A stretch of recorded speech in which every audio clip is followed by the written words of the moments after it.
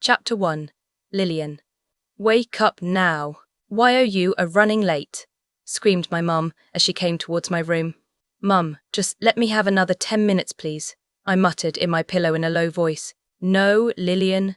You need to get up. Now. You are late for school already." All right. I'm coming now, Mum." I got up from my sweet bed and muttered, "Whatever." But Mum heard me perfectly because we werewolves have enhanced hearing.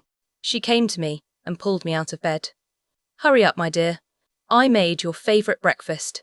It's pancakes with chocolate chips," she said to me and then walked out of my room. I went to my bathroom and quickly to a shower. I didn't want to waste too much time on this because apparently my stomach was growling already.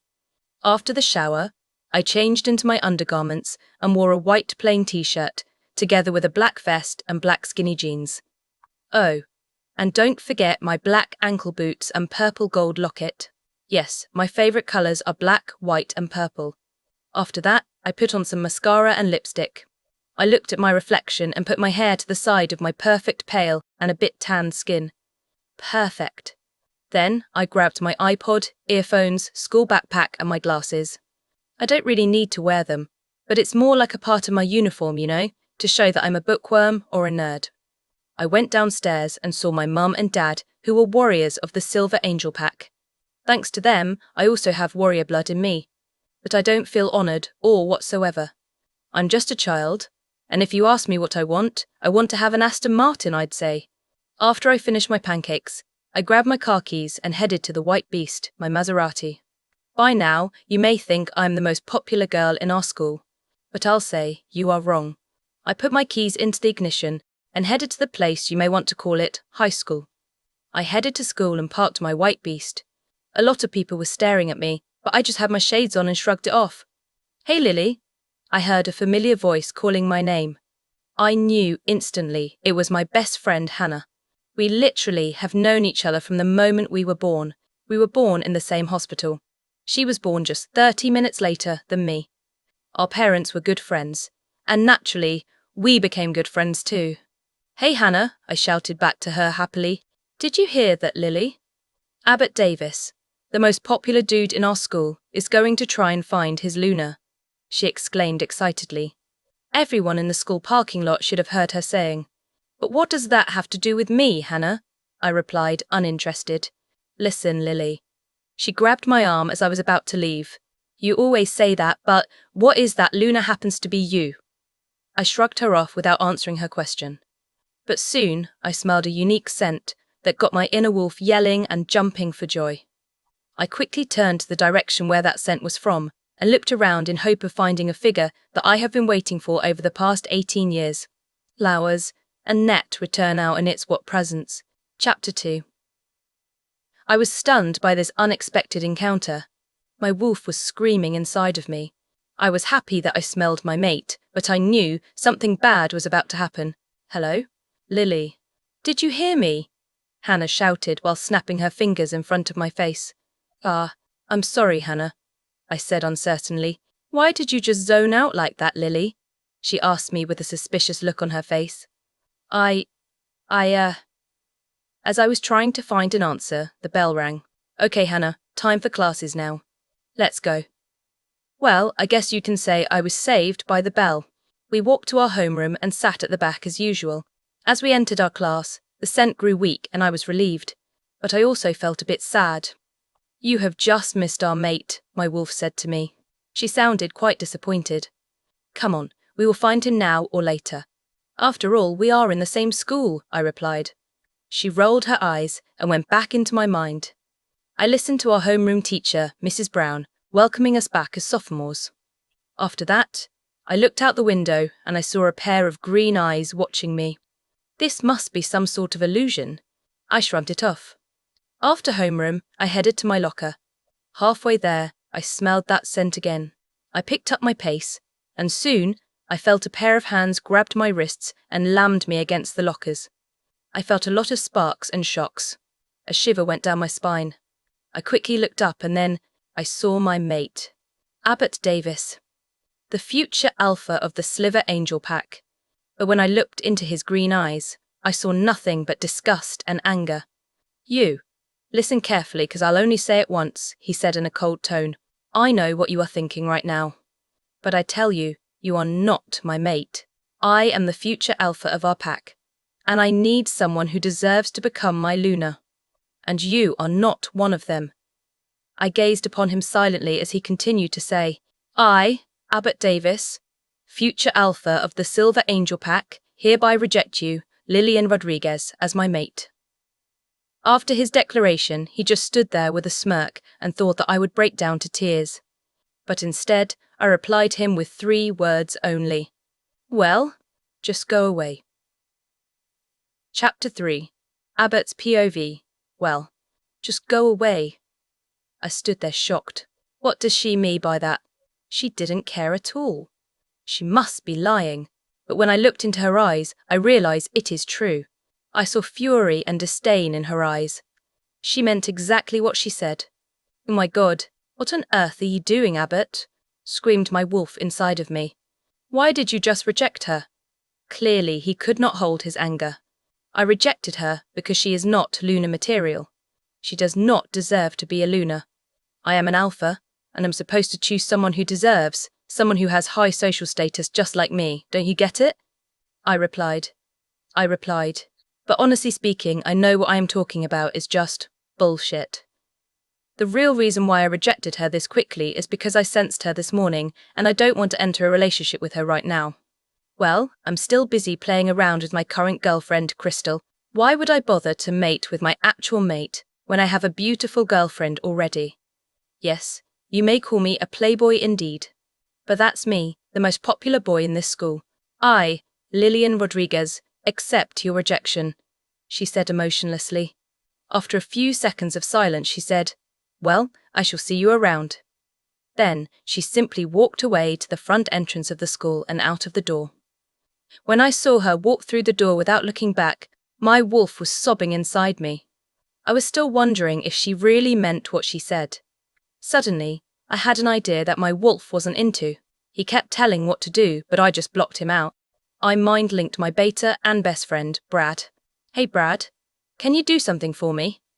What is it, my mighty alpha? He asked me immediately. I want you to spy on Lillian Rodriguez. She went out of the school, and she might have walked into the woods. Got it. Sure, it will be done, my alpha. But may I ask why you are suddenly interested in this girl? No, you may not ask this question. Just do as I say. I growled at him.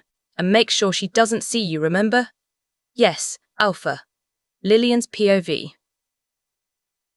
After the encounter with my mate, Abbott Davis, I went outside to the woods and went behind a tree and shifted into my wolf form. In my wolf form, my right ear had a little bit of black, and my tail had a white colour at my tail tip. I love my wolf very much. I ran for a few minutes. After a while, I just walked slowly and came upon a pond. I drank some water there and put my head on my paws. Why did she reject us? Whimpered my wolf. Who knows? Just forget about him for now. I don't want him to ruin my entire day. We don't need him, I said to her and tried to calm her down. But you know we need him, Lily. I did not answer her this time. After that, she just laid down and whimpered quietly. Suddenly, I felt a sharp pain in my chest, but I tried my best to shrug it off. If he doesn't want me, then just let him go away. Chapter 4. I still felt that bloody pain in my chest, but it didn't bother me that much. After a while, the pain stopped. I got up and ran back to the tree where I put my clothes. Then, I shifted back to my human form and walked back to school. I felt a pair of eyes watching me, and I smelled that scent which drove my wolf insane when the school bell rang a few minutes ago in the school parking lot. I went to my white beast and drove home. My wolf is still whimpering, and I comforted her.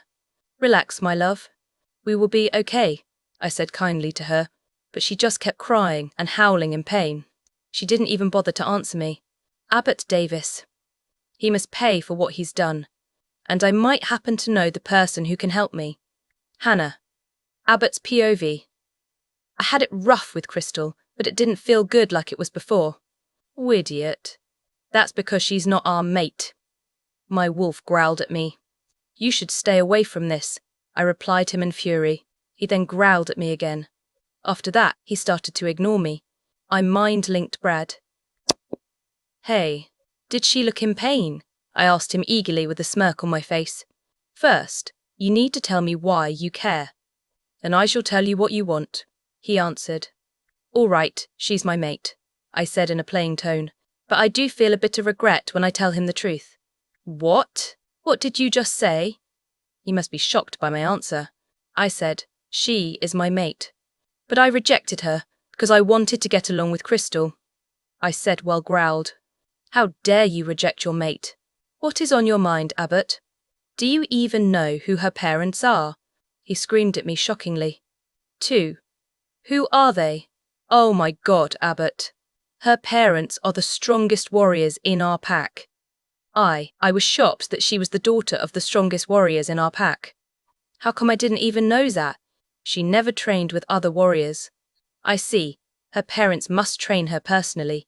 I didn't say anything to my beta for a while. Then I heard him saying, ooh, anyway, if you insist to know how she went, she didn't feel the pain. She just sat there near the pond quietly while thinking. What? She didn't feel the pain. My wolf howled in pride, but he also felt a bit of worry, no, I have my Crystal already. I can't let her have any chance. I shall make her break. Chapter 5. As soon as I went home, I changed into a white tank top and black shorts. After that, I quickly took out my phone, dialed, Hannah. Where have you been, Lily? I thought you got into big trouble. Hannah screamed at me the moment she picked up the phone. I held my phone away from my ear, just so my ear won't get hurt. Her voice was so loud, indeed. Hannah, I tried to explain everything, but she kept talking, so I had to scream her back. Oh, Hannah, can you just be quiet for a moment, so that I can ever have a chance to explain everything to you? It worked. I sighed frustratingly and said, all right, Hannah, I'm fine. Just meet me at my house in half an hour. I'll explain everything to you. Okay, I'll see you soon, Lily. No need to get your knickers in a twist, she said while chuckling. This from the girl who spent fewer hours picking a worthy date dress at the mall, I said pointedly. I really hated shopping and my wardrobe isn't even half full. Come on, Lily. You know I had a date with. Bye, Hannah. See you soon, I said and then hung up. 30 minutes later, the doorbell rang. I ran downstairs and opened the door. There stood my best friend, Hannah. Okay, Lily. Tell me what happened on Earth, she said the moment she saw me. Hi, Hannah, I said while rolling my eyes with a smirk on my face while leaning against the doorframe to let her in. She rolled her eyes as she stepped into my house. Oh, Lily, can you please tell me now what happened this morning, she asked again. Well, I told her the entire story, how I met my mate and got rejected by him, how I felt the pain in the chest when I was in the woods. Then she just widened her eyes and stared at me. Oh, I feel pity for you. I shrugged it off and looked out the window. Then I said, doesn't matter to me actually. But it got my wolf worried. Of course your wolf is worried, Hannah said. She needs her mate. And you need him too. So, we need to make him regret rejecting you. But how? I looked at her and smiled maliciously. That's exactly why I asked you to come here, Hannah. What do you mean? What can I do for you? Hannah asked me confusingly. I bit my lips and said, you know what? We are going shopping. What? Lily, she exclaimed with her mouth gaping. I thought you hated shopping. Yes, I did. But would you like to accompany me? Sure, Lily. I'll do it. She soon recovered from the shock. Oh God, what have I got myself into? Chapter 6. The next day was the weekend, so we went shopping. But to be honest, it felt like hell to me. I wore my black shirt and white jeans with white toms. Can we go home now already, Hannah? We've been here long enough, I whined at her. She just rolled her eyes at me and said, what's the hurry? We've only been here for 2 hours. Then she gave me a hug and continued saying excitedly, come on dear, just one more store and we will go home.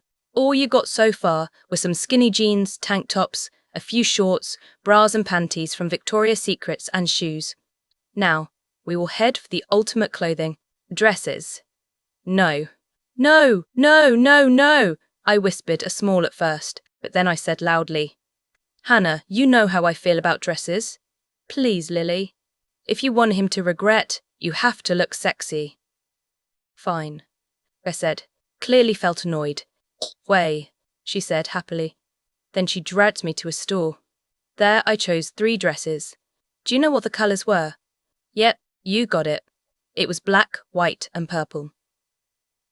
6-8, I wore the black one first. It was simple and had a red neckline. It reached mid-thigh. I showed it to Hannah and she gave me 2 thumbs up. The second dress was the purple one. It had little purple flowers on the skirt and its top was white. Hannah said I looked like a flower girl in a sexy way 15. The third one was definitely a winner. Why, you ask? Because Hannah jumped up and down while clapping excitingly. I chuckled at her, but I have to agree with her. The white dress made my green eyes pop. It was mid-thigh and it was strapless. It had a net outside the skirt with little yellow and white flowers. I bought some tights, boots, sneakers, mascara and lip gloss. 4 for 4, I went home after that and changed into my sport bra and sweatpants since my dad wants to bring me to the pack house and train them and said, and I quote, "Go there and show them who is their boss." 1:27. We went to the pack house. This is my first time coming to this hall, and my first expression was utter shock. 3, you could host a homecoming in that house. It was gorgeous. Anyway, we went to the pack members and I tied my hair into a side ponytail. 5-6 we found the pack members, and when my dad clapped his hands, they all shut up. Then my dad said, "All right everyone, I'm gonna let my daughter take care of you lot 'cause I have some business to take care of." My dad didn't train me with the pack because he wanted to show that even a girl like me can be stronger. He was my personal trainer. I really admire my dad. He told me that if anyone tried to attack me, I might as well learn to fight before the pack does. I did just that, and I made him proud. 52. My dad turned to me and said, "Good luck, love. I love you." I replied, "I love you too, Daddy." 80. I turned back to the pack members and looked at them. As I was about to talk, I smelled my mate's scent. I tried to ignore it, but my wolf clearly had other ideas. She wanted to run into his arms and kiss him, but I growled at her and kept control. "All right. My name is Lillian if you didn't know. You might want to be quiet, boys. Don't want to catch flies, do we?" I said jokingly. They instantly silenced their mouths, but their eyes were full of want. 45. I heard a growl but ignored it. "I want you lot to fight in your human forms." I said it to them, but then I heard a high-pitched voice that said, "We are werewolves. Why should we fight in our human forms when we can fight in our wolf forms?" I growled at how annoying that voice was. I turned to see who it was, and only found the most attractive girl in our school, Crystal. She was wearing a tank top that showed too much cleavage and a pair of shorts that looked like a skirt. 51. "You don't even know how to fight, do you?" "Wes, ha, don't come in crawling around here and tell us what to do," she said with a smug look.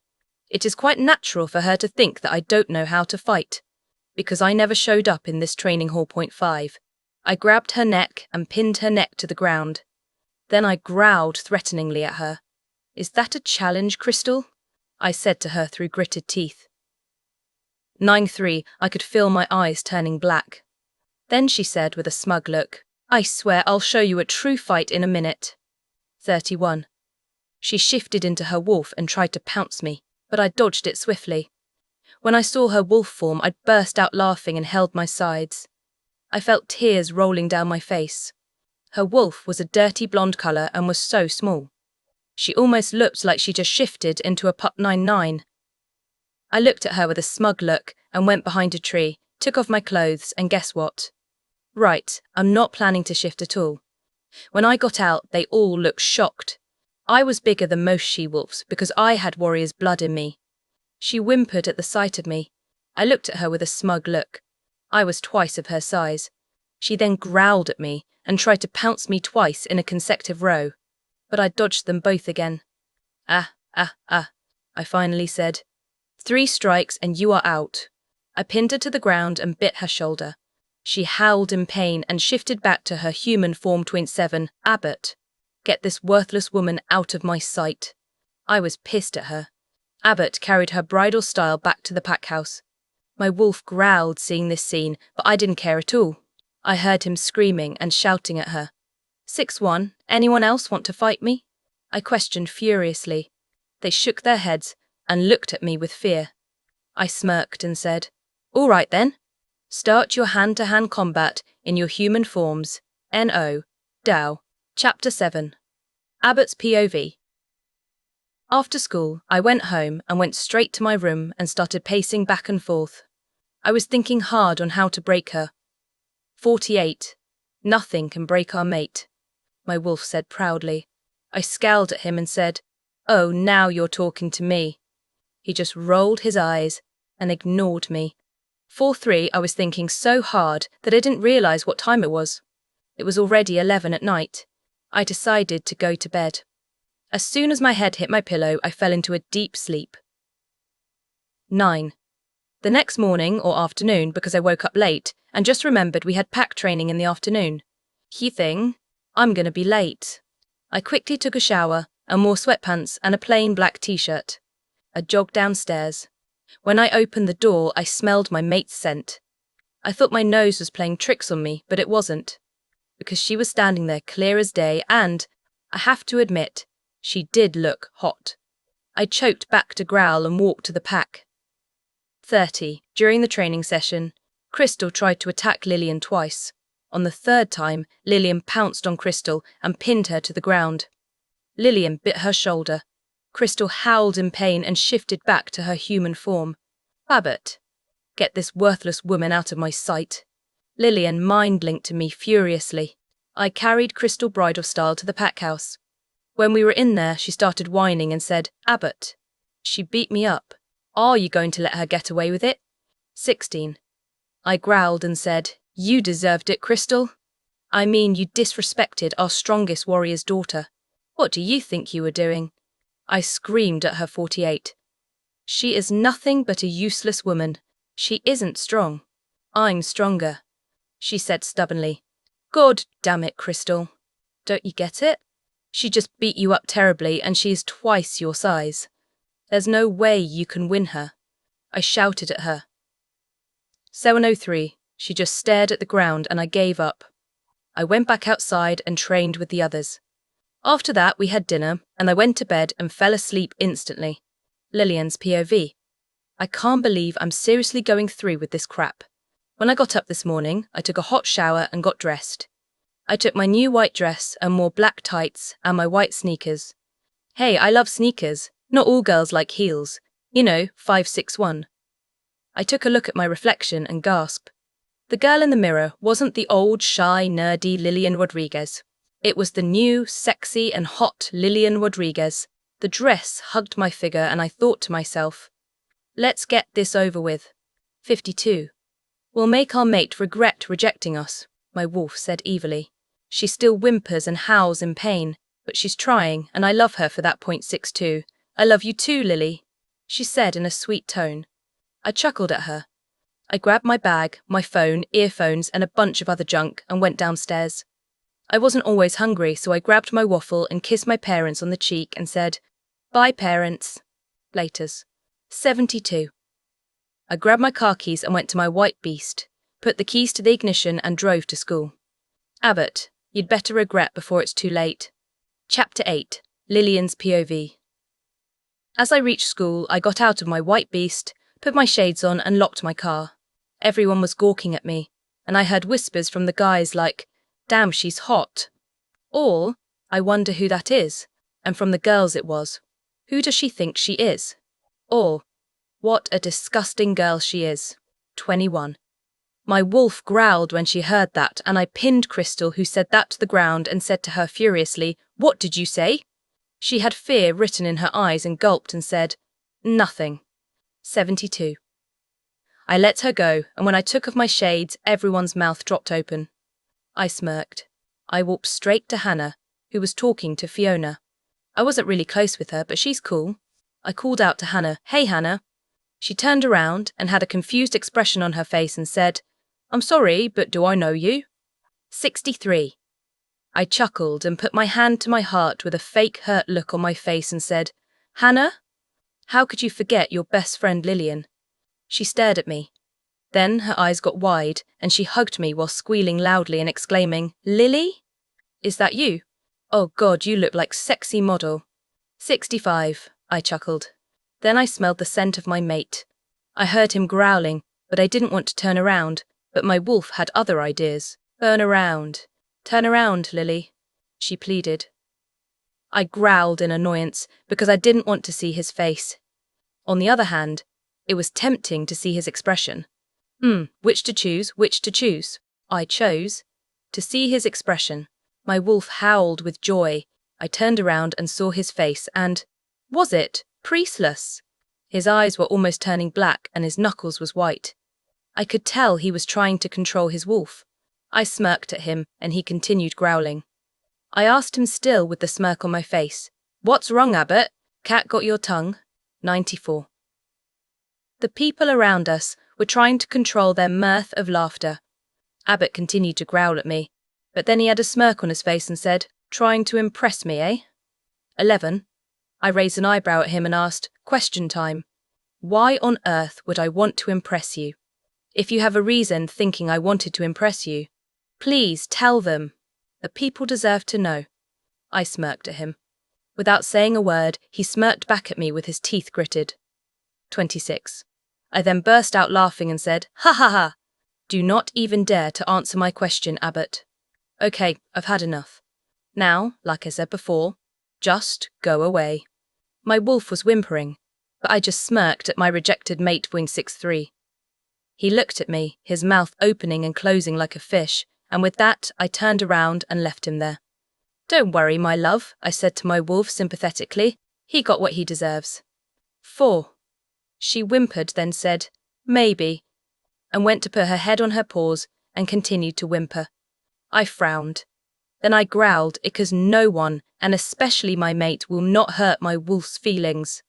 I went to my locker, grabbed my books, and went to homeroom. Hannah was already waiting at our usual place. 12.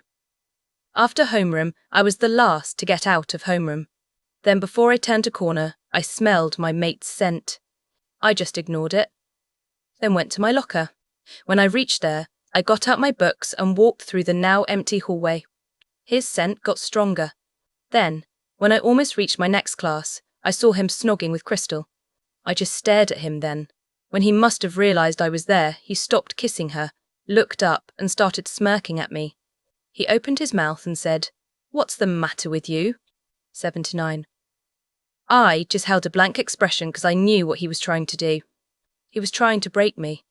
It didn't work, of course, so I did the only thing I always did. I walked away. Halfway through the hallway, I turned around halfway and said to him with a blank expression and asked him, "Do I look like I care, dude?" 40. He growled at me and said, "Don't you dare insult your alpha." I just kept walking, and when I reached my classroom door, I put my hand on the knob and turned to him and said with a smirk, "And what do you want to do?" 17.6. After that, I entered my next lesson, sat down at my usual sit, and focused on nothing but what the teacher was saying. 5 Abbott's POV. When I reached school this morning, I smelled my mate. When I reached the front of the school, I saw this babe standing there. My wolf started to howl and purr with joy. I was wondering why, but then when I heard her voice, and I knew it was my mate 12, I growled at how she looked, and after our chats after my makeout session with Crystal, I was even more furious. After that, I was near the point of shifting, so I ran out of school and shifted while shredding my clothes. I punched a tree and it fell.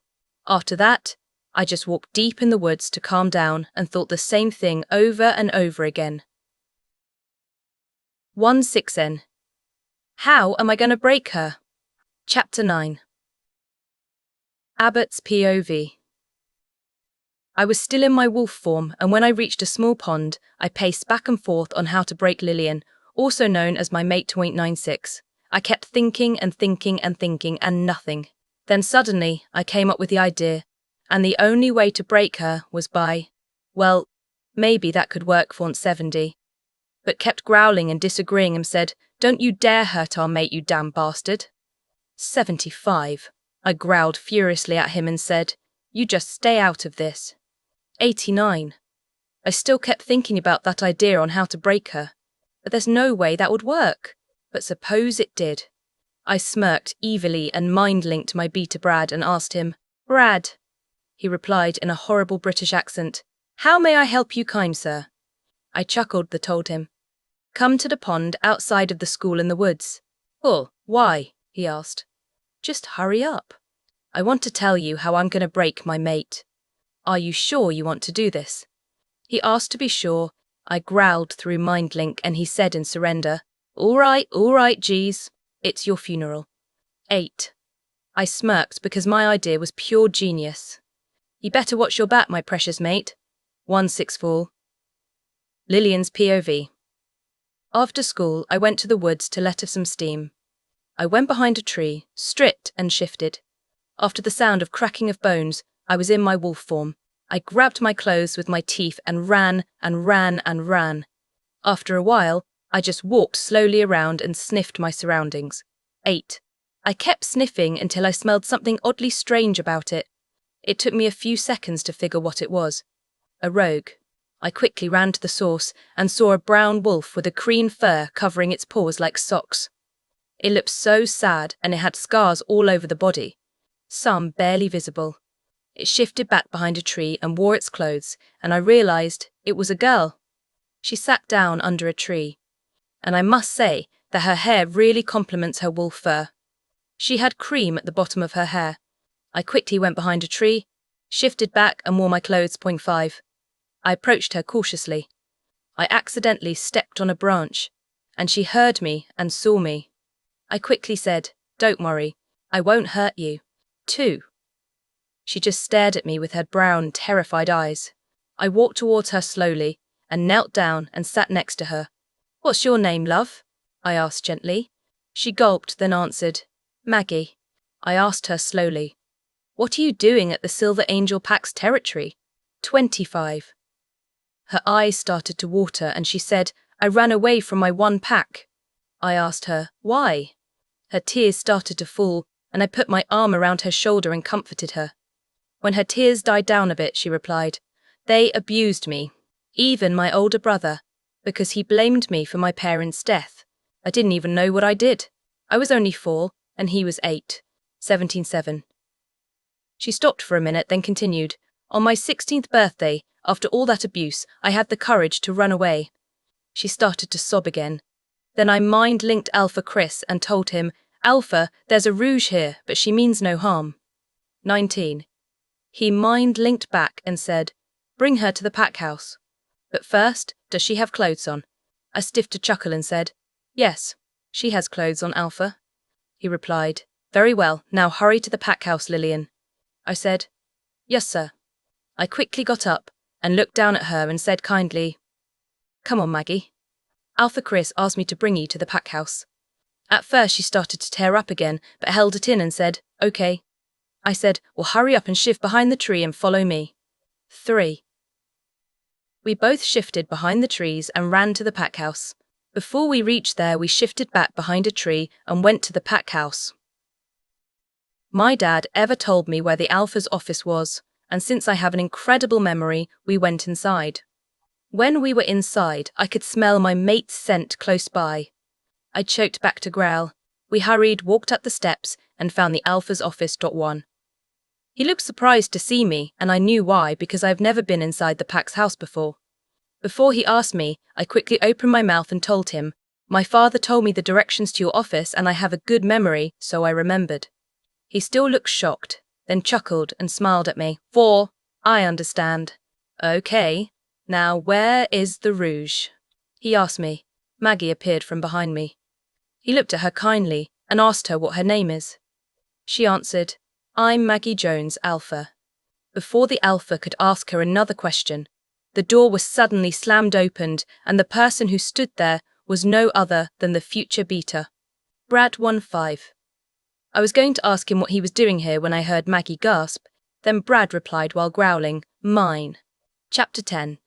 Lillian's POV. There was an awkward silence. Then Maggie quickly hid behind me, buried her head on my back and sobbed quietly. I was shocked to see her sobbing. Then I knew why. She couldn't trust anyone here, even her mate. But she trusted me because I found her in the woods 4-4. Brad was still growling and I quickly said to him, "Brad, control yourself. I just found her in the woods, and you're scaring her with your damn growling." He quickly stopped growling and had regret in his eyes. Maggie looked up to see his face. She was crying slightly now and she said in a whisper, "Mate." Brad looked at her and he just grinned. I pulled Maggie from hiding behind me and put her in front. She just stood there with scared and sad eyes. I knew what she was thinking, so did Brad. He walked up to her slowly and wrapped his arms around her.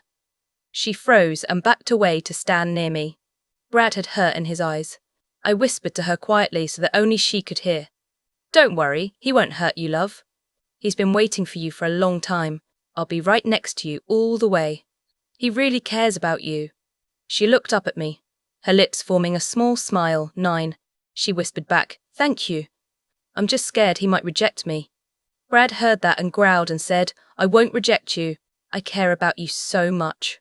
Please trust me, Maggie." Maggie shivered when he called upon her name.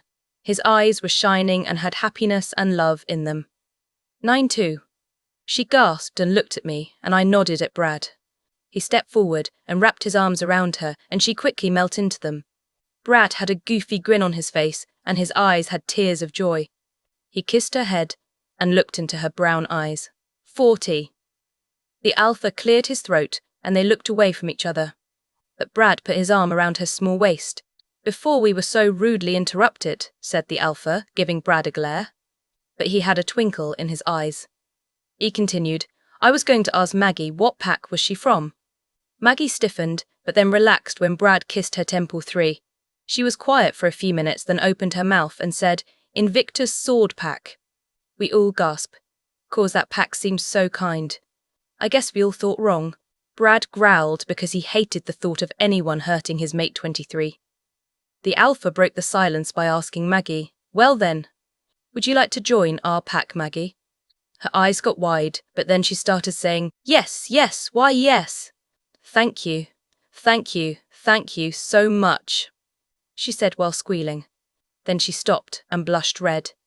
Our alpha chuckled and said, "Very well, we'll hold a ceremony on Saturday afternoon to welcome you." She grinned so much that she almost started to cry all over again. Brad hugged her and showed her to his room, which will now be their room. I sighed sadly while walking out of the pack house and thought, why can't our mate be like that? 82. Maggie's POV. I was so happy because I was now in a pack that wouldn't abuse me, and I found my mate. He showed me to his room and we stepped inside. He said, "You can use my clothes. There in the closet." 5. I nodded and smiled at him and said, "Thank you, Brad." I did a thing that shocked him. It even shocked me. You lot know what I did. I kissed him on the cheek. When I realized what I did, I backed away, looked down and murmured, "Sorry." He chuckled and said, "You don't have to be scared, Maggie. I won't hurt you. And by the way, thanks for the kiss." He gave me a wink and a cheeky grin. 2. I giggled. Then he said, "Want me to help you with your shower?" He had a smirk on. I blushed profusely and said with a stutter, "No, thank you." 15. He chuckled and kissed me on the cheek and said with a smirk, "It's your loss, babe." 60. I blushed because of the pet name he gave me. I quickly went into the bathroom and took a shower. I used his shampoo and stayed under the shower because it has been 12 years since I last had a proper shower. 12 years. 304. I took a fluffy white towel and wrapped it around my body and went into his room. As he said, I went into his closet and gasped, cause his closet is huge. I took a black shirt and sweatpants and put it on. 8. I went to the bed, pulled the covers, laid down and pulled the covers again. When I was almost asleep, I heard the door open, then closed. Then I felt a dip in the bed. I felt a pair of strong arms wrap around my waist and felt sparks fly. I knew it was Brad. He kissed my forehead and whispered, "Sweet dreams, Maggie." I snuggled closer to his chest and sighed contently. 26. It must have been the best sleep I ever had because I had my mate by my side. Chapter 11. Lillian's POV. I went out of the pack house, stripped behind a tree, shifted and ran. I was really happy that Brad found his mate, and I hope everything works well for them. I found a pond and I decided to rest. While I was resting, the same question kept popping into my head. Why can't our mate be like that? 7. I whimpered silently and suddenly I heard a branch snap. Snap. I got on all fours and got to my defense position. I saw a black wolf with grey at the tips of its tail appear from behind the trees. It looked huge and I guessed it was an alpha. I was about to bow my head for respect when I caught his scent. I quickly got my head up and growled. He looked amused to see me. Why? I have no bloody idea, 117. He went behind a tree and shifted. All he had on was a pair of basketball shorts. I tried, literally tried not to check him out. But he must have knew what I thought because he said to me with a smirk, "Like what you see, babe." 22. I just rolled my eyes and turned my back on him. Big mistake. Why, you lot are asking. Well, that's because he growled and shifted back to his wolf and tried to pounce me. But my dad, who taught me well, taught me how to dodge an attack when I wasn't looking. He even taught me to feel my surroundings. When you felt something coming towards you, dodge it. I did just that, and turned back to him with a smirk. Then I went to my right and ran. He quickly caught up to me and smirked. I smirked back and ran. I wasn't called the fastest runner, for no reason, 4C8. He was right behind me now. Suddenly, I had an idea. I blocked me and Abbott's mind linked so that he couldn't read my mind. I ran towards a tree. When I was a few centimeters away, I turned to the left. Do you know what happened to Abbott 111? I was laughing so hard that I had tears falling in my eyes. But a wolf's laughter is kinda weird. I was laughing because Abbott ran right into the tree. I just totally kicked his ass. Number 22. He growled at me and pounced me. I was on my back and he put his 2 front paws on my shoulders. I was so busy smirking that I didn't notice him licking my cheek. 46. I was shocked. I quickly got out from underneath him and ran to my home. I still felt the sparks running through my cheek and I wondered to myself, why did he lick my cheek when he rejected me? 38. Abbott's POV. I was just wandering around the woods when my mate's scent hit me and I thought to myself while smirking, time to put my plan into action. My wolf growled at me and shook his head. I just ignored him and went to find my precious mate. After our game of chase and licking her cheek, I shifted back and thought while smirking for step 1 complete. Now time for step 2. Chapter 12. Lillian's POV. When I reached home, it was already late, so I snuck through my bedroom window and changed into an oversized t-shirt and wore shorts. I love oversized shirts. They make me feel comfortable somehow, and it makes me feel a bit relaxed. Weird, right? 134. As soon as my head touched my pillow, I fell into a deep sleep. Alt 8. Beep! Beep! Beep! 3. I groaned and hit my alarm clock. I stayed in bed for a few minutes, then got up. I felt a tad weird today, but I shrugged it off. 22. I went to my bathroom, took a shower, and went to my closet. I took out a bra and panties, and took out a shirt that had holes on both shoulders, ripped white skinny jeans, and a pair of black covers. I grabbed my black messenger bag and dumped my iPhone, earphones, and other stuff. 83. I decided not to ride my white beast and just decided to run to school. So I went behind a tree, put my clothes in my messenger bag, and shifted. I grabbed my bag with my teeth and ran to school. Bot U9. When I reached there, I shifted behind a tree and wore my clothes and walked to school. I felt a pair of eyes watching me, but I ignored it. I walked into the school building, went to my locker, grabbed my books, and went to homeroom 1. I saw Hannah sitting at our usual place and went to sit next to her. I suddenly remembered that Hannah doesn't have a mate. 5. I didn't know I was staring at her when she said, "Earth to Lillian." 1. I snapped out of my gaze and said with a confused expression, "Huh?" She rolled her eyes at me and said, "I was saying that there's going to be a prom this weekend at the woods behind the school," she said excitingly. 25. I rolled my eyes back at her and said, "So?" "It's not like I care." 27. She just looked at me with a scowl and asked, "Anyways, why were you staring at me like that just now?" I replied with a sad sigh and told her, "I was staring at you because I just remembered you haven't found your mate yet." 2. She looked at me with a sad smile and said, "Don't worry. I'll wait for him no matter how long it takes. But for now, let's focus on the ball." 7. I looked at her with a confused expression and asked her, "Why?" She had a wicked smile on her face and had a mischievous glint in her eyes and said, "We're going to make your mate want you so bad he'll probably be begging on his knees." 3. I shrugged, but I had a sly smile on my face. There was silence until it broke with her asking me hopefully, "So, are we going to doll you up and make you a princess?" 7. I turned to her with the same sly smile and said to her, 2, definitely, and 5, R-ing, 26. After homeroom, I went to my locker and felt a pair of eyes watching me. It felt kind of weird because I was being watched this morning. I grabbed my books only to be shoved by the shoulder by some moron. "Hey, watch where you're going," I said, annoyed. I looked up to see who it was, and only to find out it was Crystal. She looked at me with a smug look and said, "Oops, my bad. Sorry, 24. Then she just walked away and didn't even help to up my books for me. The bell rang, signalling class was about to start. Is it just me, or am I always late? I just ignored it because I was a straight A student. The teachers always go easy on me because I'm such a goody 2 shoes 145. Anyway, being such goody-goody, it comes in handy.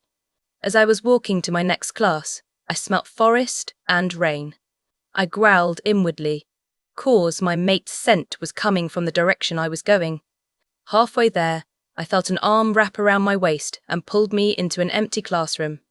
I didn't need to see who it was because I felt sparks when I was grabbed 9. I looked at him annoyed and said, "What the hell did you do that for, Abbott?" He didn't reply. When I looked into his eyes, it was filled with desire. 2-8. He started stalking towards me like I was some sort of prey. Each step he took, I took a step backwards. He growled every time I did that. But when my back hit the wall, he smirked and said, "Looks like you're trapped, Lillian." 5. I shivered when he said my name. He put both his hands on either side of my waist and started to sniff the crook of my neck. I was shocked at what he was doing and said while stuttering, "What are you doing?" He just kept sniffing, and then I pushed him with all the strength I got. But he was an alpha, so he stayed put. 7. He chuckled and looked at me and asked, "Do you know what happens when you find your mate after a few days?" I just looked at him like he was stupid and answered, "They go through heat." 12. He chuckled some more and said, "Exactly, and you, my precious mate, are going through heat." The next thing he did shocked me. Do you know what he did? 448. That damn bastard kissed me.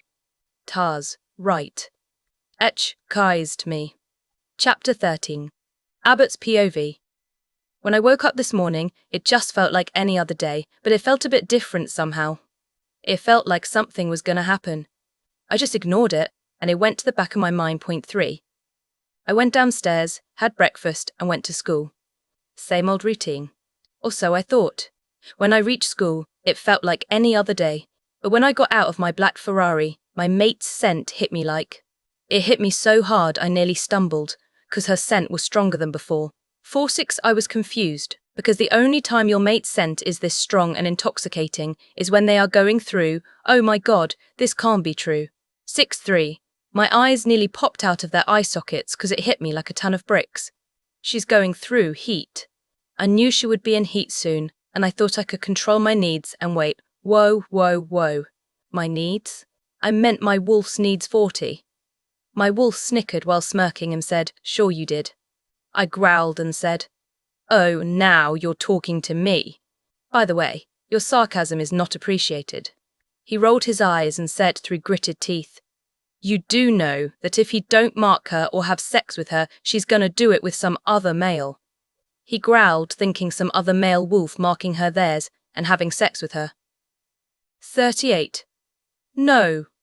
There is no way other male is gonna mark our mate, I said while clenching my fist and feeling my eyes turn black. He rolled his eyes and said, "Oh, now she's our mate. I thought you said she was my mate. What about your Crystal then? Don't you want her as your Luna anymore?" He raised his eyebrows at me, looking amused. Crystal, I don't know. I wanted to say, I want Crystal more than Lillian, but I can't help, you see? I told you, Lily is our mate, and you cannot resist her.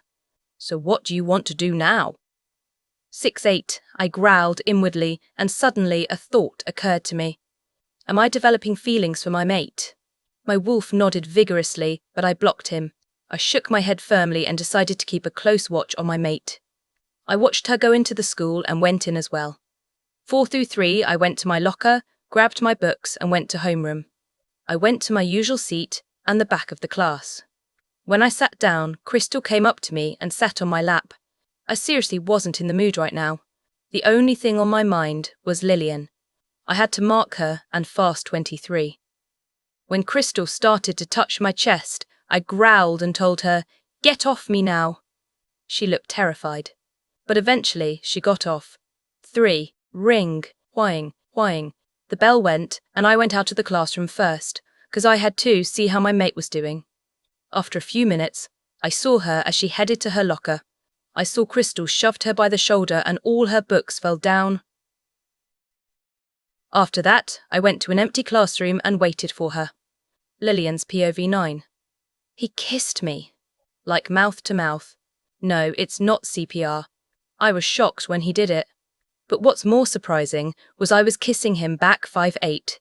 He lifted my legs so that they would wrap around his torso, and when he licked my bottom lip for entrance, I didn't open up, because I suddenly realised what I was doing. I tried to pull away, but he had a tight grip on my lower back and neck. 1:12. He licked my bottom lip again and he growled frustratingly and gripped my thighs that made me gasp. He took that as advantage to put his tongue in my mouth and explore it. I suddenly forgot what I was thinking and just focused on him, both our tongues fighting for dominance. Him winning, obviously. I trailed my hand to his hair and gripped it. He groaned but kept kissing me. After a while, he pulled away so we could catch a breather, but he didn't stop. He kissed me from my jawline to nibbling my earlobe to kissing my neck. I moaned and opened my neck more, and he kissed it eagerly. I let him kiss it more when he found the spot where his mark would be, and most probably a hickey 4-2. I didn't care what would happen. Suddenly, lots of thoughts passes in my mind. Why am I letting him kiss me? He rejected me. Did he change his mind? He pulled away from my neck and rested his forehead onto mine. 3. I thought you rejected me, Abbott, I said while breathing heavily. He looked at me with his green eyes and said, Maybe it was a mistake. I guess I shouldn't have rejected you. I was shocked when he said that. I looked at him suspiciously. But when I looked into his eyes, they were sincere 111. I guess he has changed. After all, no werewolf can resist their mate. He must have turned his heart back to me. He continued and asked me, So, will you give me a second chance? He asked hopefully. 121. I looked at him, stayed silent for a while, then said, Maybe, but right now you're on probation. He looked sad but kissed me lightly on the lips and said, Thank you, my love. 66. Then he asked me, So, can I mark you as mine now? I see you are on heat. I looked at him in his eyes. 1. Yes. Let him do it, my wolf screamed at me. She's very looking forward to this moment. Well, if he has changed, then I guess there is no reason for me to stick with my original plan, to make him regret and reject him anymore, am I right? After a while, I replied peacefully, Yes, Abbott, you may. 62.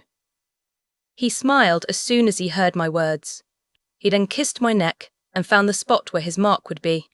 He extended his canines and sank his teeth into my neck. Honestly speaking, it hurt like hell. But after a while, all I felt was pleasure and my wolf was purring. After that, he licked my mark to heal it and whispered in my ear, 5 and 8, You're really mine now, sweetheart. Chapter 14. Abbott's POV. Finally. Lillian is finally mine. I want to spend more time with her. So after I marked her, I put my forehead against hers and asked her, Will you go on a date with me tomorrow? 3:30. Her eyes widened and I was afraid she might say no, but then she muttered a small, Fine. If I were human, I wouldn't be able to hear it, but since I'm a werewolf, I heard perfectly clear. I was really happy, so I kissed her forehead and said, Wear something comfortable and a bit formal. After I said that, I gave her a small peck on the lips. 38.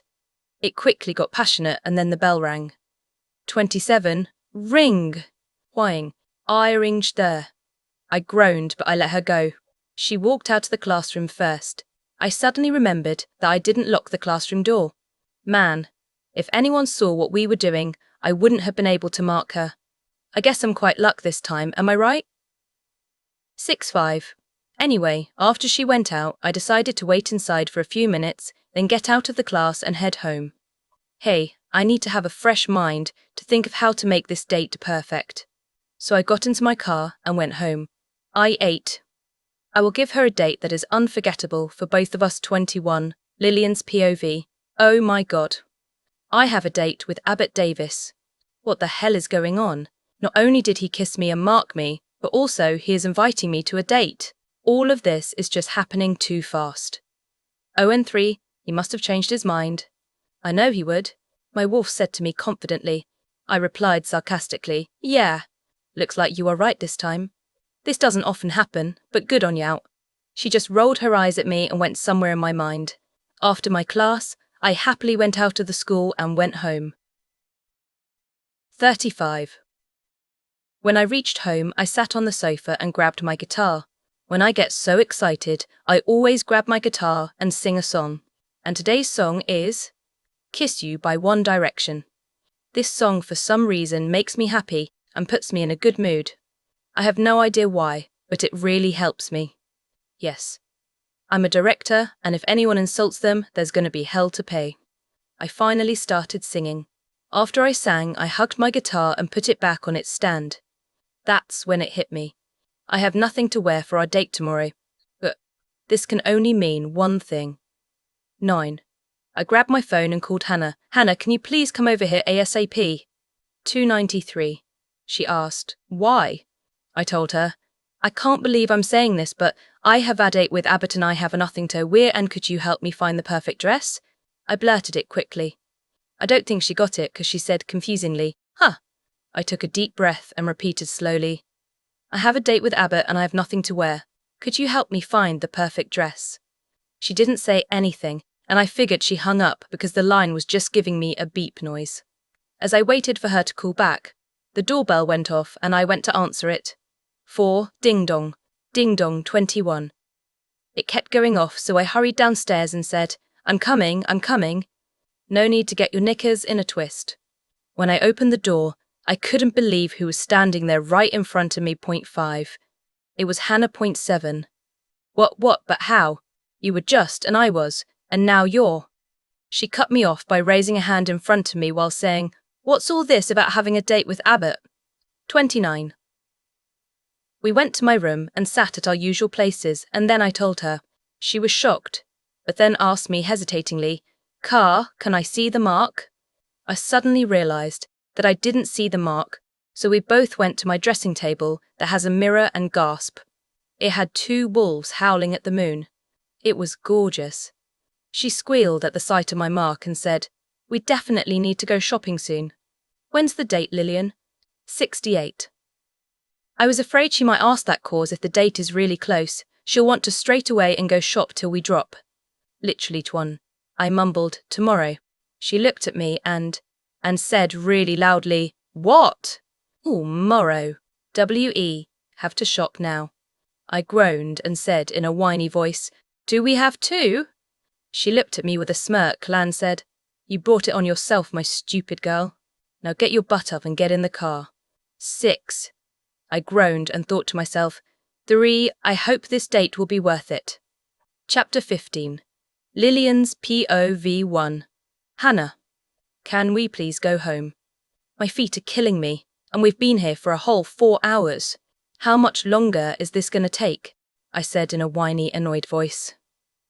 22.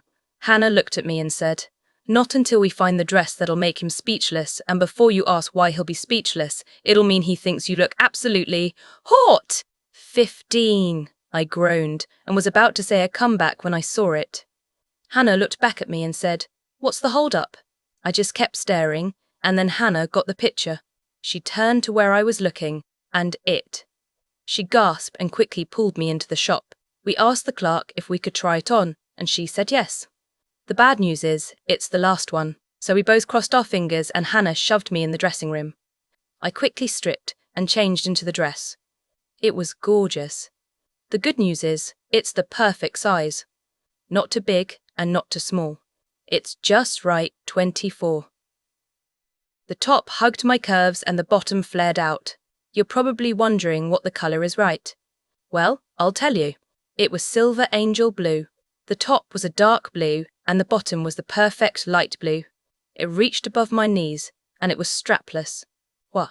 It made my auburn hair and green eyes pop 22. I heard Hannah say in a frustrated voice, "Would you get out of stall?" The suspense is killing me.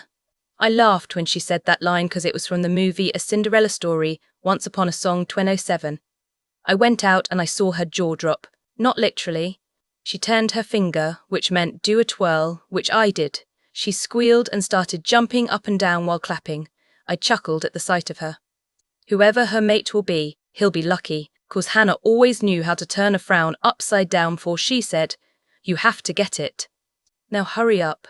I have the perfect shoes for you and no, they're not heels." I chuckled again, 'cause she knew I hate heels. 16. I went back to the dressing room and unzipped the dress. I quickly wore back my clothes. I suddenly remembered my dad wanted me to train the pack again. I quickly went to the cashier counter and the clerk said I was very lucky because the dress was on sale. Double score. We quickly went home and Hannah went back straight to her house. 32. I put the dress in my closet and quickly changed into a black sports bra and black shorts that reached my knees. I tied my hair into a ponytail and went to find my dad one night. Luckily, I was ready right on time. Then again, I always am. He drove us there and we went our separate ways. The good news is, the whole pack is there. The bad news is, the dudes there are looking at me. I remembered that I was growing through heat, so I just ignored it. I don't have a need to do it. I can control it, but for some other she-wolves, they can't. Don't ask me how I can control it, I just can. Weird, right? 15, I said to them. All right. Shift into your wolf forms and run 200 laps around the lake near here. They groaned, and that's when I almost lost my temper. Move, all of you, before I challenge you to a fight. I felt my eyes turn black, but they quickly turned back to normal when I calmed down. 722. They looked at me with fear, which they should. They quickly went behind the trees and shifted. I smelt my mate's scent and turned and saw Abbott come towards me since he just arrived. What do we have to do? He asked me when the others came out from behind the trees. Man, do we have a lot of work to do, 1-1, I replied. Shift and run around the lake near here 200 times. He asked me while raising his right eyebrow. Aren't you going to shift? I replied. Before I shifted into my wolf when I was young, I trained myself how to run in my human form. The others stared at me with shock. I continued.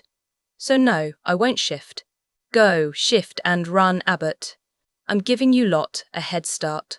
He shook his head and said, They can get a head start, I don't need one. He smirked at me and I smirked back while saying, You're cool. I noticed the others haven't started running, so I yelled, Go and run, laps now. I came here to train you. Don't you dare be lazy in front of me. 44. They ran while Abbott waited with me. When they were out of our sights, Abbott said huskily, You look hot when you're angry. He wrapped an arm around my waist and tried to kiss me, but I put my hand against his mouth and said to him, You're still on probation. Now hurry up and shift so we can get started. I said impatiently 4. I rolled my eyes when he pouted. I quickly pushed him behind the tree. When I heard the cracking of bones, I knew he already shifted. I turned my back on him and was about to run when I felt something about to pounce me, so I dodged it.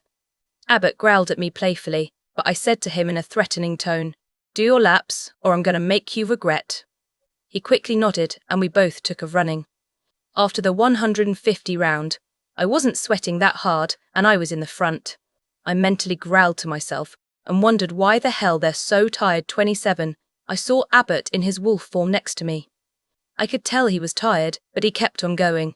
I saw him give me a wolfy smirk and took of running in front of me. Oh, it's on, wolf boy. I smirked to myself and took of running. I was actually going easy on him at first, but if it's a race he wants, then it's a race he'll get. He was shocked when he saw me running really fast. I finished all my 200 laps, and I was only sweating lightly. I waited for these losers to hurry up and finish their laps. When they finally finished, I gave them a 10-minute break. Some of them shifted back to their human forms. 33. After that, I said to them, shift back to your wolf forms and find a partner quickly. We're going to do hand-to-hand, or more like paw-to-paw combat. They groaned, and then I heard a very high-pitched voice say, no, give us a break. We may be wolves, but we need our rest. I broke a nail while doing the 200 laps you asked us to do. I growled and went to that voice. I saw that it was Crystal's best friend, Elise.112. I growled at her and said to her, do I need to teach you a lesson like I did to your friend? She gave me a smug look and said, I can beat you up and you'll be begging for mercy. I heard Crystal say to her, just do what she says, Elise. 3. I felt my eyes turn black. I quickly ran in front of her and just lost it. I gripped her neck and threw her to the tree just a few feet away. Everyone gasped, and when I heard the cracking of bones, I knew she shifted into her wolf. 3. I laughed at the sight of her. Her wolf was a brown colour fur, and she was even smaller than Crystal. I smirked at her and said, I'll fight you in my human form. She gave me a smug look while I just smirked. 21. She ran towards me and tried to get my leg, but I just grabbed her by the neck. When she bit my arm, that's when I lost my temper completely. 6. I felt my eyes turn black again, but I didn't let my wolf take over. I just pinned that piece of wolf to the ground and threw her to Abbott. I said in a very low and malicious voice and said to her, ever try to disobey my authority or question it, you're gonna go in the doghouse and I swear you'll regret it. 11. I said to them with a threatening tone and venom in my voice, if anyone else dares to challenge me, I'll fight them to death. 300. They quickly shook their heads and I said to them grimly, training session dismissed. The next time training happens, be ready, because I'm going to make all of you work twice as hard. They didn't dare groaned, and I thought to myself, 215. They better get ready for the next training because I'm not going to go easy on them. Chapter 16. Abbott's POV. I was surprised when I woke up this morning. I was nervous. I decided to act all lovey-dovey, to show her that I'm seriously regretting that I rejected her. 68. So when I arrived to school this morning, I saw her at her locker, so I snuck up on her and put my hands over her eyes and said to her ear, guess who? 5. She replied, who could it be? 349. I let out a playful growl and took my hands of her eyes and said to her while pouting, you suck at guessing. She chuckled and said, well, what do you expect? Haha. I growled and wrapped my arm around her waist and said to her ear, you are mine. No way in hell am I ever going to let you go again. She rolled her eyes and said sarcastically, sure you won't. 53. I am serious. Please, Lillian, give me a second chance. I promise this date will be the best you've ever seen among the others you've ever been to, I said to her with pleading eyes. 43. I heard her mumble, we'll see. I smiled at her and kissed her cheek. I asked her, can I walk you to class? She rolled her eyes at me and said, I'm pretty sure I can go alone, Abbott. Besides, you don't go to my homeroom, you have a different homeroom. Remember? I smirked at her and said, not anymore, love. Her eyes got wide and asked, what do you mean? I simply shrugged, but still had the smirk on my face and said, nothing. I just asked my friend to make my class schedules like yours, and now I'm in ALL your classes. She asked me, why? I looked at her like she's stupid and said in a duh tone, 'cause you're going through. She put her hand over my mouth and said, never mind, I got it. She quickly got out her books and started walking to homeroom. I quickly fell into step with her and said to her while smirking, looks like I'm stuck with you, sweetheart. 41. She just rolled her eyes and I thought to myself, I hope this date will work. 177, Lillian's POV. After training, me and Dad went home and had dinner which Mum made. She made lamb chops. Wime. After that, I trudged my way upstairs and went to my bathroom to take a hot shower. I changed into a large t-shirt and boy boxers. When my head hit my pillow, I instantly fell asleep. 57. The next morning, I felt like something was going to happen today, and then I remembered. Today is the day we see if I'll give Abbott another chance. I groaned. I checked the time and saw that it was 7:15. I got out of bed and quickly took a shower. I grabbed a black dress that shows my shoulders, black tights, and wore white boots that went above my knees on 154. This was technically my favourite style dress if I ever wanted to feel different. I grabbed my gear and iPhone, and grabbed a pancake, and kissed my parents' cheek goodbye. I went into my white beast and drove to school 35. After playing Guess Who with Abbott and finding out he's in all my classes, I just tried to stop thinking about him following around, but it was hard. The morning passed by with Abbott always following me around like a lost puppy. If one guy so much as looks at me, he growls and wraps an arm around my waist. I was glad when school was finally over because my wolf was itching for a run. So I ran to my white beast and quickly drove home. I changed into a black tank top and sweatpants and went behind a tree and shifted behind tree. I quickly grabbed my clothes with my teeth and ran. I loved the feeling of running. It makes me feel so free. I decided to head to my favourite place. This place is my favourite because me, my cousin Kevin, and his sister Sally, who was 11, found it when me and Kevin were 12. I haven't seen him since after that 45. The place I'm talking about is a flower meadow with a huge lake where you can see the sunrise and sunsets. I was thinking about all the good times me and Kevin had when we were kids, and then I heard something. Snap. I quickly turned around just in time to see a brown wolf about to pounce me, but dodged it and pounced it back. It was slightly bigger than me, and I knew it was a dude. When I looked into his blue eyes, it felt oddly familiar. I guessed he thought the same too. I quickly got off him and shifted back. I quickly wore my clothes the same time he did. 6. I gasped when I saw who it was. I felt tears brimming in my eyes, and saw that he had the same emotions as me. Love, happiness, and joy. When I heard his voice, it sounded almost the same, only deeper. He said to me, "Lillian, is that really you?" I replied to him while tears started to fall from my eyes. "Kevin?" Chapter 17. Lillian's POV. Oh my God. "Kevin, it's really you, isn't it?"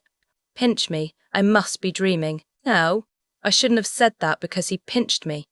28, I growled playfully at him because he was chuckling, and then he said with a smirk, "Be careful what you wish for, Lily." I suddenly heard rustling behind him and growled again. I then saw a girl who looked really familiar. She had red hair, brown eyes, and curves in all the right places.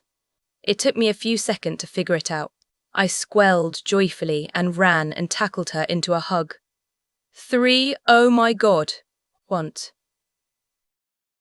You look so beautiful. I haven't seen you since you were 11. Did you find your mate yet? I regretted asking her the question, cause she smiled sadly and said, "Not yet. But I'm hoping I'll meet him here. I can't wait to get my first kiss." I was shocked, because she hasn't had her first kiss. But before I could say anything, Kevin butted in and said, "In your dreams." Why, you ask? 'Cause I'll be watching.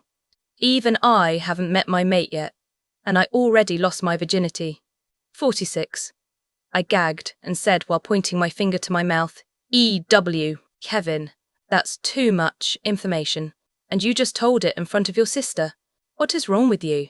Do you want her to compete with you and lose her V card at 15? You know how competitive little Sally was when she was small." I called Sally by her name while her idiot brother always called her Sal. He blushed and said to her, "Don't even think about losing it. Sal or the prick who took it is going to go through hell." 7. Sally blushed a fiery red that almost matched her hair and said, "Kevin, I still have it all right. Can we please change the subject? This conversation is getting too weird if you ask me." She rubbed her neck, still blushing. I was about to say that I agreed when Hannah mind-linked me and said, "Lillian, have you forgotten that you have a date with Tsar Davis, 81? I quickly mind-linked back to her and said, "I'll be home soon. No need to be cranky, miss." 2. I realised my cousins were still arguing about THA, so I said to them, "Guys, I hate to cut our meeting short, so why don't you lot come to my house? I have to get ready for a date." 6. Sally started squealing and said, AWWW. Lillian, is it with your mate? I just shrugged, and then quickly went behind a tree and took my clothes with my teeth and ran to my house. I knew my 2 cousins were following right behind me. I quickly shifted back and walked quickly to my front door. 1. I opened the door, and when Kevin went in, he froze. I was puzzled. But then when I heard feet running downstairs, I knew that Hannah was here because I heard her say, Lillian. Lee, hurry up, girl, or you're gonna miss your date. Chop cho. 8. Hannah froze as well, just like Kevin did. I quickly looked from Hannah to Kevin again and again until it clicked just when both of them said, mate. 227. There was an awkward silence, so I said to them so that they will both stop checking each other out. Jinx. You both owe me a soda. 24. They quickly snap out of their daze. Sally looked a little uncomfortable, so I quickly asked both of them, why did you guys go back and never visit us? Kevin blushed red and said, because my dad wanted to train me fast so that I could be a warrior in our pack. Sal included. Kevin and Sally were also a part of the Silver Angel pack, as was I. I was shocked and said, what? You're a warrior? He looked at me like I was an idiot and said, duh. I just said it. Why? I blushed and said, 'cause I'm a warrior too. Now it was Kevin and Sally's turn to say, what? Yacht you, Lillian? 2? I nodded sheepishly and suddenly remembered, Hannah. What time is it? She quickly looked at her watch and screamed, A.H. On more hour. Till he comes. Kevin growled and I chuckled. Before he could ask me what I knew he wanted to ask, I said to him while smirking, the H.E. my dear Hannah was referring to was my date. Kevin blushed again while Hannah giggled and started pushing me up the stairs and said, move quickly, Lillian, and get dressed. Call me when you're done. 5? I smirked at her and asked, and what exactly might you be doing? She blushed and mumbled, nothing that concerns you. Unfortunately, Kevin heard it and chuckled. He wrapped an arm around her waist and said to me while smirking, looks like I'm going to see you more, Lillian. I groaned playfully, but went upstairs to take a shower and wear my dress. 2. After my shower, I put my dress, put on a bit of mascara and gloss, and decided to leave my hair down. It reached below my waist. I quickly called, Hannah, 7. She went through my door and gave me a pair of silver sandals, and I quickly put it on. I noticed that her lipstick was smudged and said to her while smirking, so, did Kevin choke on something? She looked confused and said, of course he didn't. I chuckled and said, uh-huh. If he wasn't choking, then why is your lipstick smudged?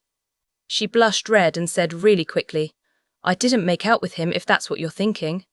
I chuckled and said sarcastically, sure you didn't.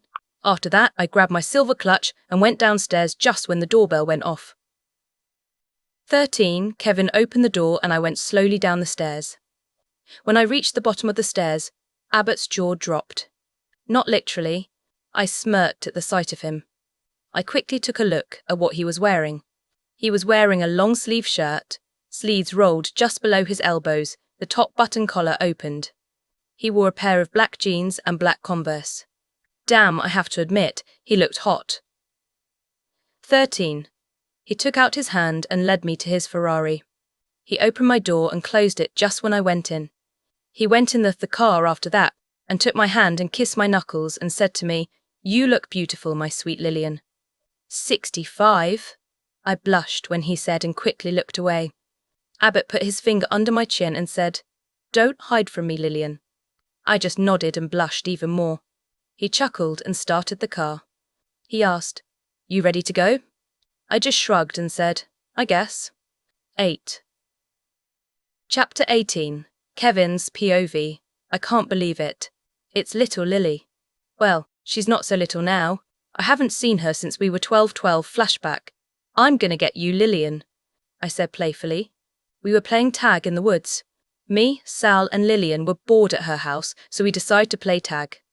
I was running away from Lillian, but she tagged me, so now I'm chasing her too. You can't get me, you big ape, she said playfully. I growled playfully at her and she squealed. She ran in the woods with Sal and I followed her. You can run, but you can't hide. I ran and then I caught Lillian and we both fell and rolled out of the bush. Sal was laughing hysterically at us, 'cause we had leaves and twigs in our hair and clothes. I bet we looked like bush monsters. 1, 2, not 4. Then Sal stopped laughing and said, "Whoa!" I looked up at her and saw admiration in her eyes. I was confused. "What? Do you admire looking at us like this?" I asked sarcastically. 1. Sal just rolled her eyes and said to me, "Would you just get off Lillian and look at this?"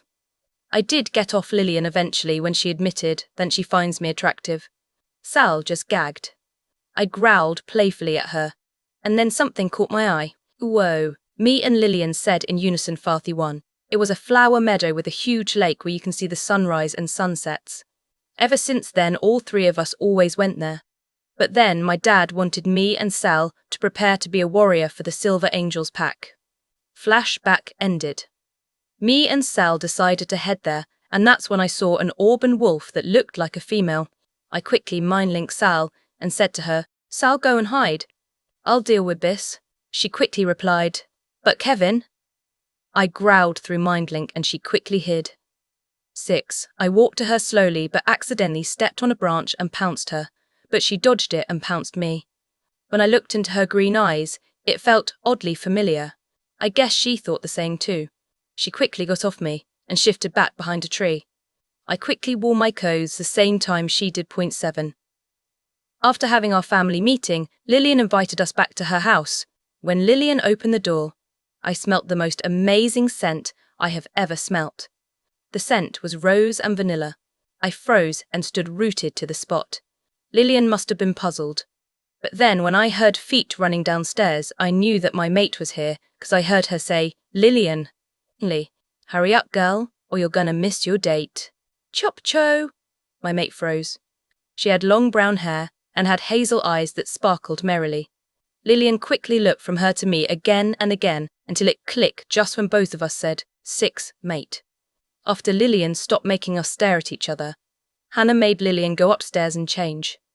After Lillian went upstairs, I looked at Hannah and asked her while smirking, "Did you really just want to get rid of Lillian so that you can get to know me better, or to just spend time with me?" She mumbled, "A little bit of both." I chuckled when we went in the living room. Sal said awkwardly, "Kev, I'm just going to sit at the backyard, okay?"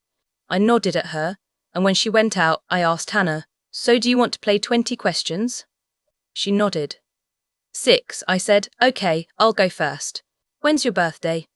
She smiled shyly and said, "Valentine's Day." I was shocked and said to her, "Your birthday is the same as Lillian." She nodded, her smile getting wider, and said, "Lillian's an hour or so older." I nodded and then she asked me, "Your birthday?" I replied, 24 January. She nodded and I asked her, "Favourite colour?" She replied, "Cream." I smiled at her and she asked me, "Yours?" I replied while smirking at her, "Well, it used to be blue, but now I guess I have to say hazel." She turned red, and I chuckled at the sight of her, and she turned redder and looked away. I put my fingers under her chin and made her face me and said to her while smirking, "Don't hide your face from me, Hannah." She shivered and smirked back at me and leaned closer and said in an innocent voice, "What are you going to do about it, Kevin?" I shivered when she said my name because it just rolled out her tongue, and I leaned closer and then I kissed her. 8 full, my wolf howled with joy. I put my hands on either side of her waist and put her on my lap. I licked her lips for entrance, which she denied. I growled in annoyance and gripped either side of her waist, which made her gasp. I took that as an opportunity to plunge my tongue in her mouth, our lips moving in sync and fighting for dominance. The kiss was so passionate that I wanted to take her then and there. But then we got an interruption which made me growl while still kissing her. 27, Hannah. Hannah pulled apart and was about to get off my lap, but I held her in place and said to her ear while smirking, "This is just the beginning, Hannah." She shivered and quickly got off me while blushing. I chuckled at the sight of her and she scowled. I got up from my sit because the doorbell rang. I went to the door and opened it and saw a guy around my age. He looked shocked to see, and I heard a growl from him. He must have thought I was some guy here to see Lillian. I nearly chuckled, but then he asked me, "Is Lillian home?" I replied, "Yeah, she's just getting ready. Come on in." He came in just when Lillian came down the stairs.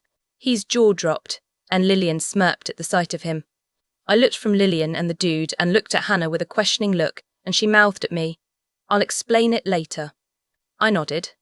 After that, he took out his hand, and Lillian took it, and both of them went to his car. 3. Me and Hannah went in the living room and sat on the love seat. When I sat down, I asked her, "So who was the dude on Lillian's doorstep?" 3. Hannah told me everything about her being rejected, turning into a badass, getting marked, blah blah blah. I growled because he rejected my cousin and then got suspicious and asked Hannah, "Why did he regret his rejection?" Hannah merely shrugged and said, "Must have changed his mind." I nodded, and then everything got quiet until I felt like someone wasn't here with us 111. I took a quick look around and felt uncomfortable. Hannah looked at me and asked jokingly, "What's wrong?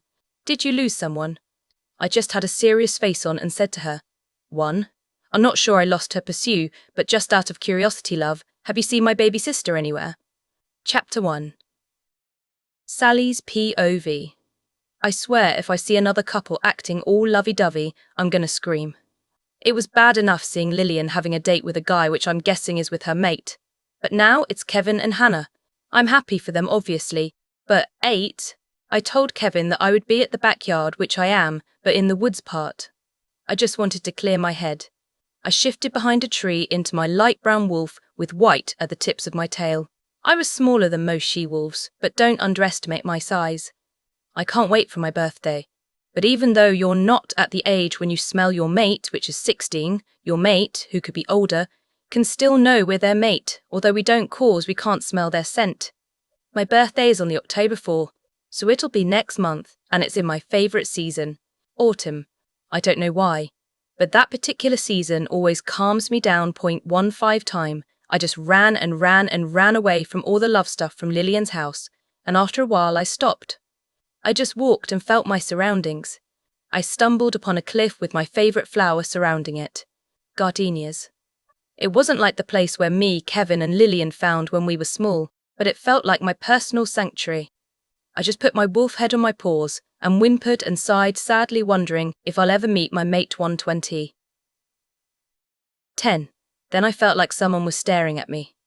This feeling sent shivers down my spine and my wolf kept acting up. I just stood up and decided to leave and return here tomorrow because this place is so peaceful. I only took 2 steps when a wolf appeared before me. He was large, but not large as an alpha or beta. He looked like a delta or something. I'm not sure. I was too exhausted, to fight, so I just lowered my head in submission only to be pinned to the ground by him. The look in his eyes was creeping me out because they were filled with joy and I had no idea in hell why in 550. I flipped us over, which made him shocked since I was such a small wolf and looked like I never trained. I smirked at him and got off him, and was about to walk away when he pounced on me demanding I respect him. I just sighed and subsided. He got off me and shifted behind a tree. 2. He looked hot with a capital H. He was absolutely fabulous.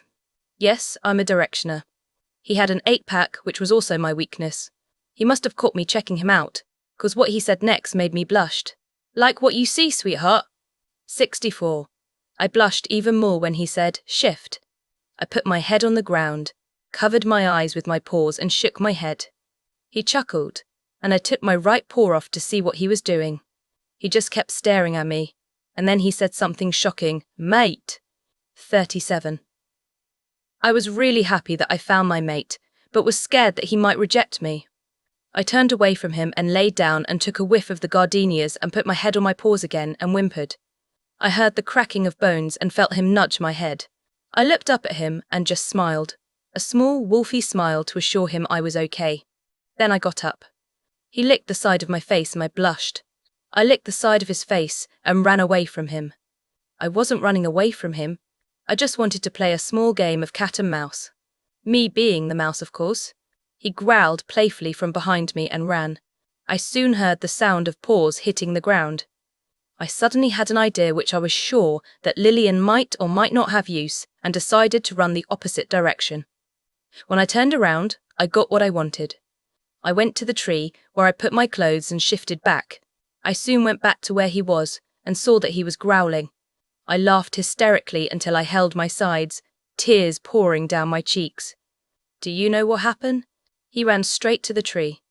I laughed so hard that I didn't feel a pair of arms wrap themselves around my waist. 7D.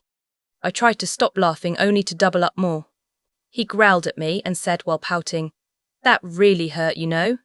I just chuckled and replied while smirking, "That's what you get when you try to catch me." It felt really warm when I was next to him, and then he asked, "So, sweetheart, what's your name?" I smiled at him and replied, "Sally. But you can call me Sal or Sally. Either way, it's still the same. Yours?" He chuckled and replied, "Mason, Delta of the Silver Angel Pack." I replied while smirking, "Well, it looks like we'll be seeing each other more, Mason." He shivered and was about to ask me something when I got a mind blink from Kevin. "What, Sal, where the hell are you?" I replied, "Calm your tits, bro. I'll be home soon." Jeez. 75. I was too busy mind-linking my brother that I didn't notice Mason saying, "Sal, please answer me." I snapped out of my mind link and smiled at him. "Don't worry, Mason. I was just mind-linking Kevin." He growled possessively and put his nose at the crook of my neck and said, "Mine." I chuckled at him and he looked at me like I had 3 heads, and I said to him while smirking, "Kevin's my brother, Mr. Possessive." He blushed and rubbed the back of his neck and asked me, what did he want, love? I shivered at his pet name for me and said sadly, "He wants me to come home." Mason growled and was about to open his mouth, but I beat him to it and said, "I'll meet you here same time tomorrow, okay?" He looked at me sadly and said, "Fine." I nodded and smiled at him and was about to get out of his embrace when he pinned me against the tree and said to me while smirking, "Only if you kiss me." 17. I blushed and just mumbled a small, "Fine." He must have heard it because he had the biggest grin on his face and crushed his lips to mine. I was shocked because it happened so fast. Then suddenly he licked my bottom lip, asking for entrance, which I denied. He tried it again, and I smirked, which made him growl in annoyance and grip my hip, which made me gasp, and he took that as an opportunity to plunge his tongue in my mouth. The kiss was getting hot until I heard a growl. Chapter 20. Sal's POV. Mason pulled away from the kiss and covered me protectively and growled. "Mason, calm down," I said to him softly. He stopped growling and looked at me softly, and then a wolf appeared. It looked like Tabita with black and brown-coloured fur, and then another wolf appeared, but this time the wolf was smaller and had brown and cream fur. The large wolf shifted behind a tree, and then a hot guy came out. I blushed, because he was only wearing basketball shorts. Mason growled and looked at me and said, "That blush should only be for me, sweet cheeks." I blushed even harder and hid my face with a curtain of my hair. 13. I heard a chuckle and then a voice said, "Well, well, well. Looks like the disgraceful Delta found his mate." I looked up and asked Mason, "Mason, who's that?" The guy smirked and said, "The name's Brad. Beta of the Silver Angel Pack and the girl shifting right now." I heard the sound of cracking bones, and out came a girl with brown hair and cream at the bottom. "Is my mate, Maggie Jones." Brad laughed hysterically and said through laughs, "You should have seen the look on your face." 12. Mason continued to growl and said, "Brad, you made me thought you were a rouge or something. God, you are so lucky I smelt your scent." He continued to growl but then chuckled. I stepped out of Mason's embrace to go and shake hands with the beta. "Evening, Beta. My name is Sally Williams. I think you remember my brother Kevin." He grinned and said to me, "Shut up. He's here? Where is he?" I just chuckled and said, "You can meet him tomorrow." He nodded and then smirked at Mason and said, "And you said you didn't want to mate, Mason. You said you wanted to continue playing with other girls." I froze when I heard that. I wondered why Brad called Mason a disgraceful Delta. Well, now I know, and there is no way in hell is he ever gonna accept me as his mate 111. I have to go. Bye, guys. I quickly shifted mid-air, ignoring Mason when he called my name. After a few minutes, I heard the sound of thundering paws behind me. Took a quick look. My eyes widened when I saw a dark brown wolf with black paws. I knew right then and there it was Mason. I was the fastest among my family, except Lillian. I ran with lightning speed. Soon there was no sound of paws behind me. The only sound I heard was a howl. A heartbroken howl. I felt tears pouring out of my eyes and quickly tried to stop them. 39 Lillian's house soon came into view, and what I saw on the front porch almost made me barf. I covered my eyes with my paws and whimpered loudly. Do you know what I saw? Do you know what the hell I saw? I saw Lillian having a hot make-out session with her date. Well, this is an awkward position. Lillian must have heard my whimper and said, "Oh, my God." "Sally?" I just nodded, still covering my eyes. Plus. She asked me, "Sally, do you have any clothes?" I shook my head, refusing to look at her. I heard her go in the house, and heard her dump some clothes in front of me. I quickly took them without looking at her, and changed into the t-shirt and sweatpants. When I came out, I covered my eyes and said what I have been wanting to say when I saw her making out. My eyes, my poor virgin eyes. Oh man, Lillian, I can't even look at you without seeing that dick-thong shove his tongue down your throat. 27. I heard a growl and a nervous chuckle and then, "Sal!" Where the hell have you been? I was worried sick. I am. Gonna, said Kevin, but was cut short when I suddenly remembered what happened and burst into tears and sobs. Kevin stopped and came to me and said kindly, Hey. Sal, come on. Please don't cry. I was just upset. I shook my head and said to him between sobs, I'm sniff, not sniff, niff, at you. He asked, Then what's wrong, sweetheart? I cried even more when he said sweetheart. I stopped crying and said while sniffing, I don't want to talk about it. After that, I just went to the room Lillian showed me before and decided to crash. My dreams were haunted by dark brown eyes. Lillian's POV 6. When we reached our destination, Abbott put a blindfold on me. I asked him with a whiny voice, Are you serious, Abbott? He chuckled and said, Yes, I am, and no peeking love. 32. I just huffed while he chuckled some more. He got out of the car and opened my door like a gentleman and put his arm around my waist and said, Don't worry, I'll be your guide. I just laughed when he said that. I felt him roll his eyes, and then we walked. I smelt trees and lakes. I knew we were in the woods. We were walking for what must be about 15 minutes. If I had worn heels, I would have gone insane. Then Abbott said, How about we play I Spy? I almost laughed, but decided to play along and said, Okay, I spy. Nothing. He sounded confused and said, How can you see noth?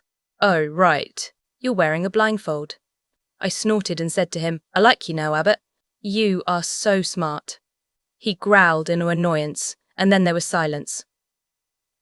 33. After a while, we stopped, and then Abbott took the blindfold off, hugged me from the back, and put his head in the crook of my neck and asked, Do you like it? 1. What I saw shocked me. There was a lake, of course, but there was something else. There was a gazebo with fairy lights around it and had my favourite flowers around it. Lavender 1-1. Abbott must have grew impatient. He asked me, Well? I said, pretending I was not impressed at all, I don't like it. 5. Abbott turned me around, his eyes turning black, and said angrily, What? Why? How is this possible? I put on much effort to do this and I started smirking and said to him, No, I'm kidding, Abbott. I love it so much. Thank you. I don't think he heard me because he kept talking. I rolled my eyes, because I had no choice but to do this. I put my hands around his neck and kissed him just to get him to shut up. At first he froze, but then he kissed me back. I knew if we didn't stop it right now, we would do it on the ground right here, right now. When I pulled away, he pouted and said, You did that on purpose. I chuckled and said, Yes, because you didn't listen to what I just said. He asked me, What did you say? I replied, I said I love it, Abbott. Thank you. Next time let me finish first. He grinned at me and said, So was I right that this is the best date you ever had? No, I replied. He showed in a surprised look, and I continued to speak, Nah, because it's the only date I have ever had. Judging by his expression, he couldn't believe what he just heard. Your first date? I thought you dated before. I shook my head and said, I wanted to have my first date and kiss with my mate, which I did. I blushed when I said all that. His grin got bigger and said, Thank God. though I had to compete with the other guys' dates. He growled when he said, "Other guys." I gave him a peck on the lips and asked, "Shall we?" He chuckled and said, "We shall." We laughed all through the night. Then he did something unexpected. He had a remote in his hand, and I asked him jokingly, "Do you have a bomb here or something? 'Cause if not, then what's with the remote?" 34. He chuckled and said, "It's to play the music, Lillian, so we can dance." I froze in my spot and said in a quiet voice, "Dance? I can't dance, Abbott." "Sorry." 14, he said. "I'll teach." "Come on, it'll be easy." After the whole song, I gave Abbott a quick peck and said, "This date was the best, but I have to go home." He nodded sadly. When we reached the car and he drove me home. When we reached my front door, Abbott held my waist in place and pulled me in for a hug. He looked at me in the eyes and asked me, "Does this mean I'm off probation?" I bit my lip and smiled at him and said, "Yeah, it does." 9-7, he had the biggest smile on his face and kissed me. The kiss soon became passionate, and when he licked my bottom lip for entry, I allowed him. The kiss started to get really hot when I heard a whimper. I pulled away from Abbott and saw a small wolf with white tips at the tail with paws covering its eyes. I soon recognized the wolf's scent and said, "Oh, my God." "Sally?" She just nodded, still covering her eyes. 5. After giving her clothes and her going up to the house, Kevin looked at me and asked, "What happened to her?" I shrugged and said, "I wished I knew Kevin." I wished I knew. Chapter 21, 34-3. Mason's POV. 1. I can't believe she just left me. I whimpered sadly, and then anger took over. Because this is all Brad's fault. He had to say I didn't want to find my mate and continue playing with other girls. Yes, it's true. But then my feelings changed when I laid my eyes on her. 36. I ran to where Brad was, shifted behind a tree and put on a pair of shorts and pinned him to a tree. I growled at him, feeling my eyes turn black, and said to him furiously, "Why did you have to say that in front of her?" He said between breaths, "I'm Choke, sorry Choke." Maggie whimpered and said, "Mason, please let him go. I'm sure you can tell her that your feelings changed and that you promised not to hurt her. Please, Mason. Let Brad go." I softened at what she said. I let Brad go, 'cause she was right. 113. I won't let anything happen between us or hurt her. I swear it. 26. Sally's POV. When I woke up this morning, I felt dried tears on my cheek and felt more tears coming into my eyes when I remembered what happened last night. I suddenly remembered that I promised I would see him tonight. I groaned and decided to just get it over with. 9. I got up from my soft, warm bed and looked in the mirror. I saw a girl who had puffy red eyes and sadness in them. I quickly took off my clothes and took a hot shower. After that, I picked a dark blue dress and black tights and white sneakers. 3. It was only 7:52 a.m. I decided to go for a run. Let's hope I don't run into him again. But of course, the things you hope never go the way you plan. 9. I shifted behind a tree and scratched it so I'd remember where I put my clothes. I decided to go to the cliff and think there. When I reached there, I took a quick look around and approached the cliff carefully. When I was positive he wasn't there, I went there and put my head on my paws and thought what would happen if Mason rejected us. 2. I suddenly felt like I was being watched. I decided to get out of there now and run. But when I only took a few steps, he just had to appeared. I refused to look at Mason in the eye, so I just looked at my paws. He whimpered and approached me and nudged me with his snout. I backed away from him and shook my head and whimpered back and ran past him. As I ran, I heard him whimpered loudly and howled. I tried to control my tears so that I wouldn't cry, which worked a bit. When I arrived at Lillian's house, I shifted at the tree my clothes were and wore them. After that, my stomach growled and I decided to have some cereal. 13. When I went inside, everyone was in the family room, including Hannah.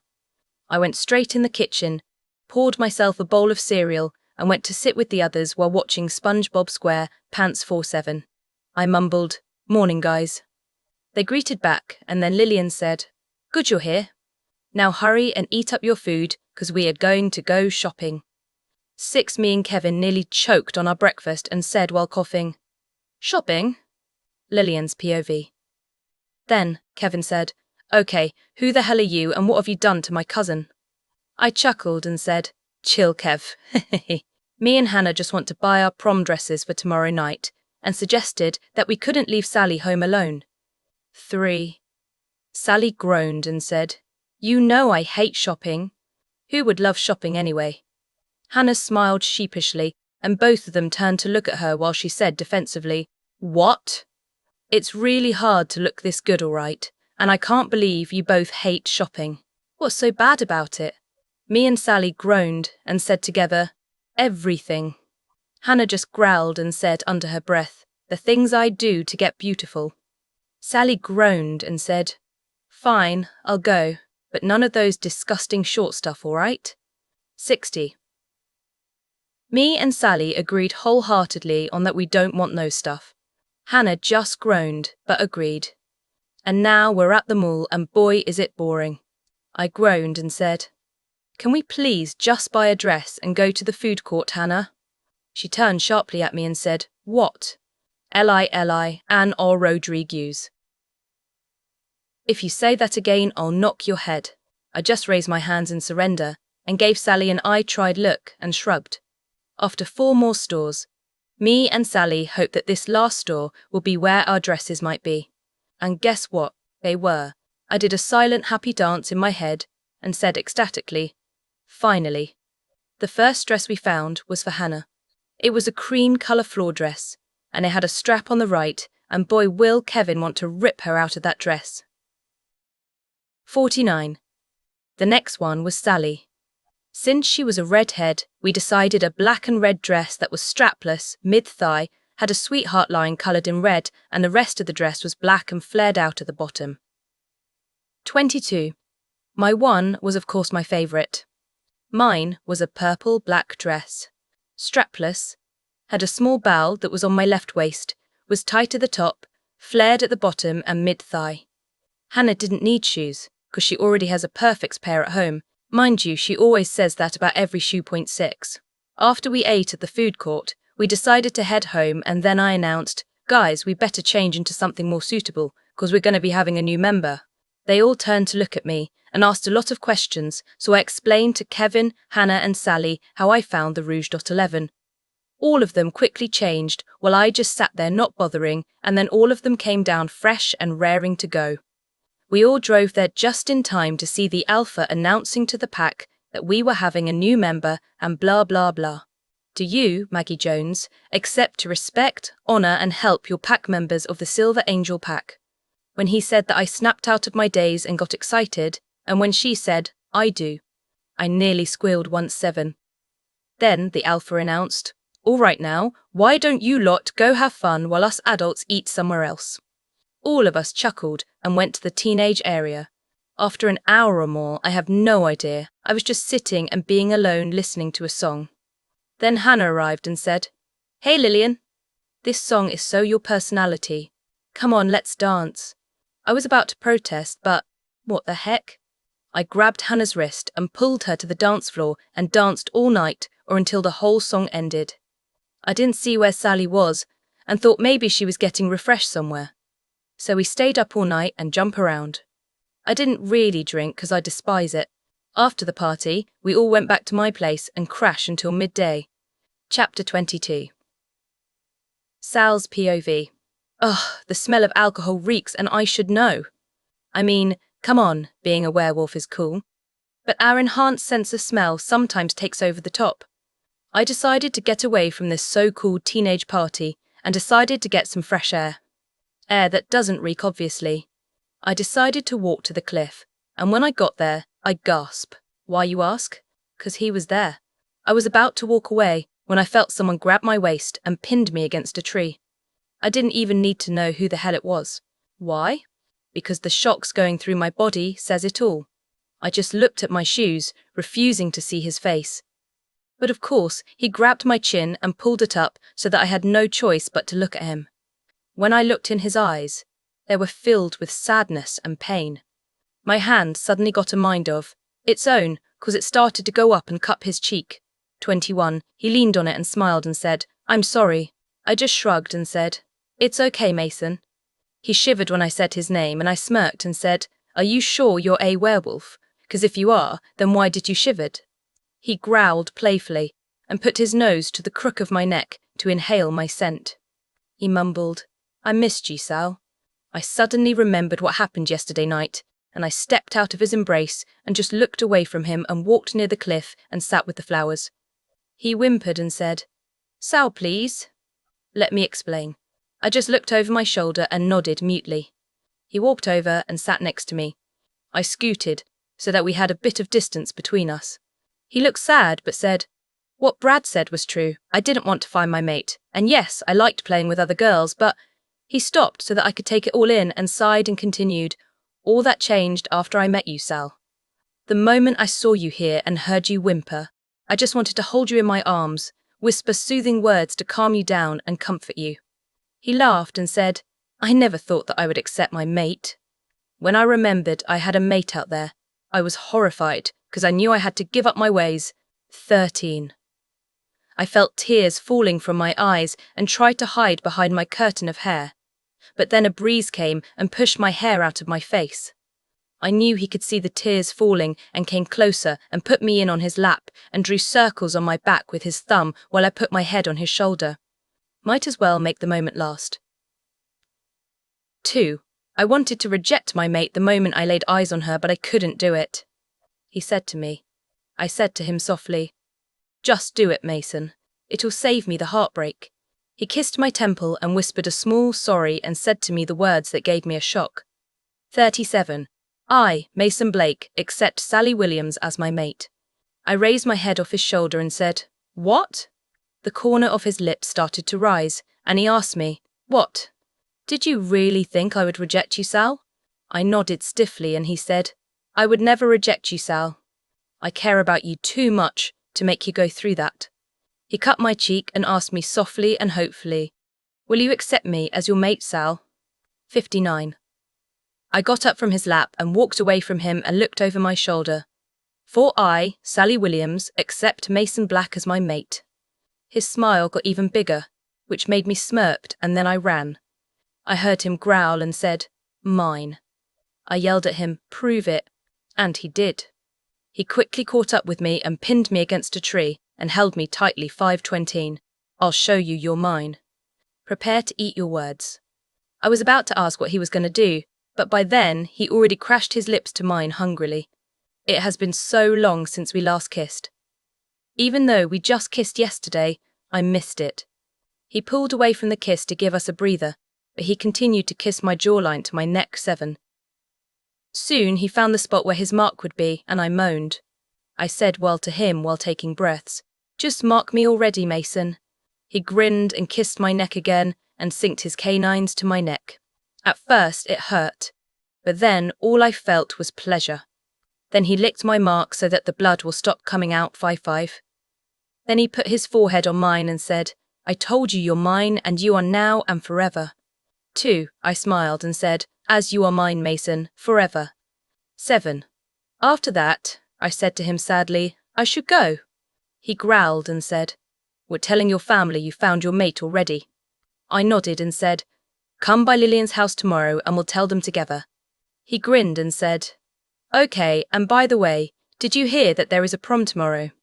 I knew there was, but decided not to tell him that, so I just shook my head and said, "No, I didn't." "Why do you ask?" 8. He rubbed his neck awkwardly and blushed, and I asked him, "Are you blushing, Mason?" He turned even redder while I chuckled and said, "Oh, you look so cute when you're blushing." He blushed even more. And then I asked him, "So why did you ask me about the prom?" 2. He looked at me in the eyes and said 9 words that shocked me 38. "Would you like to go to prom with me?" 56. I just held a blank face and said, "No, I wouldn't like it." He whimpered and said, "Why? Please, Sal. Please, I promise the..." I cut him off and grinned at him and said, "I would absolutely love it." 22. He looked shocked, but then he grinned at me and crashed his lips to mine. I pulled away and said, "Meet me tomorrow at Lillian's house, okay?" 2. He nodded. I said to him, "I've really better go, Mason. Kevin might be looking for me." He looked at me sadly and I said to him, "We'll see each other tomorrow and at prom." He smiled and let me go. I gave a final peck on the cheek and he pouted. Why not on the lips? I rolled my eyes at him. You had enough for one night. He growled while I just walked away from him. If I could be the luckiest girl in the world, I am right now, 'cause I have the best mate ever. I took a look behind me and saw him still looking at me, and I waved. He waved back one. After that, I just went to find Lillian and the others and then went home and had pleasant dreams of Mason.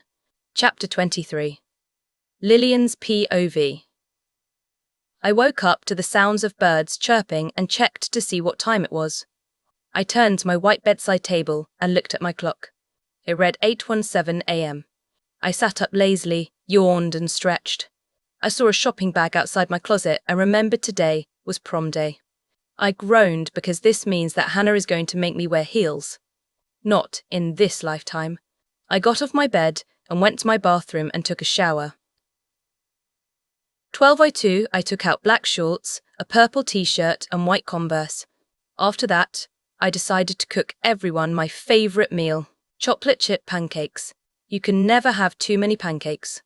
I quickly went downstairs and got the ingredients out of the cupboard and fridge, and when I was about to pour some flour, something caught my eye. It was a note on the kitchen island. 34. Curiosity got to me, so I went to see what it contained. The letter said, Dear Lillian, me and your dad decided to have a 3-month holiday, and your Aunt Daryl and Uncle John decided to join us, so that means Kevin and Sally are going to stay with you, and we put extra money in your wallet so you can buy food. Give my regards to both of them, and try not to miss us too much. We love you, sweetie. We'll be home soon. Not 28. Love, Mum and Dad, XOXO.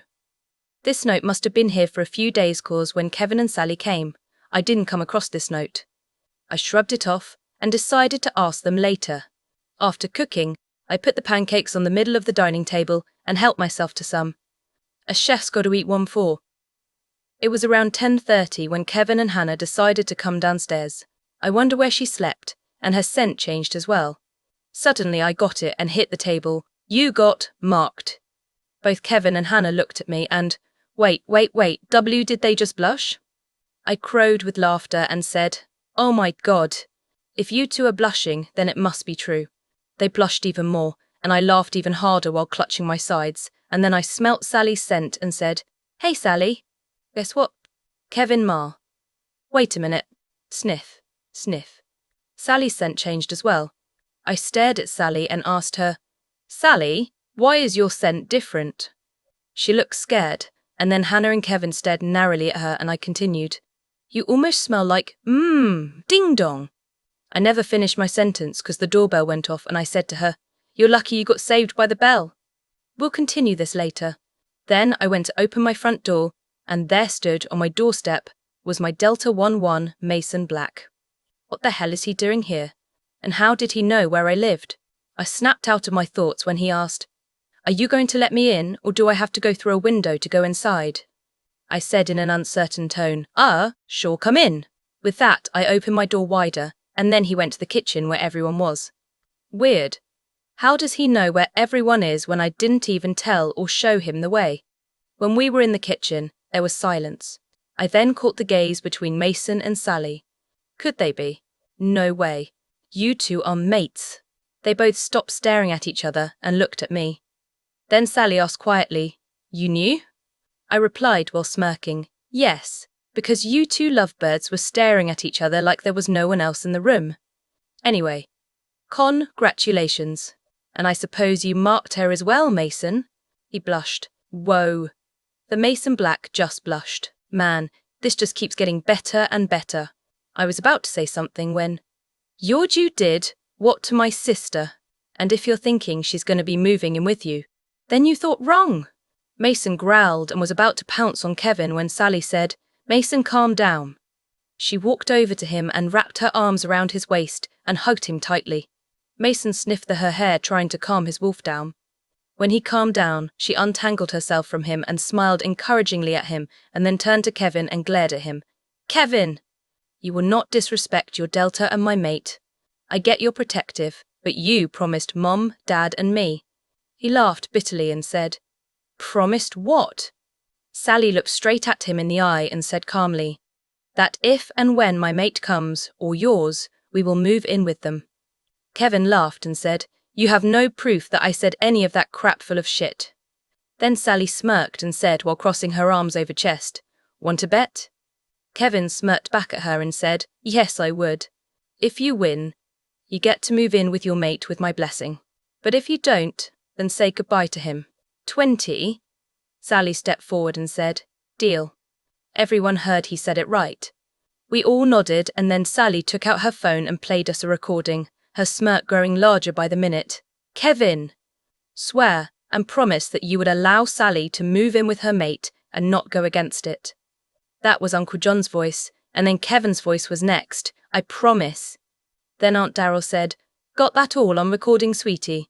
Then Sally said, "Yep." That was the end of the recording. And Sally put her phone back in her pocket and said to Kevin, "Believe I have proof now?"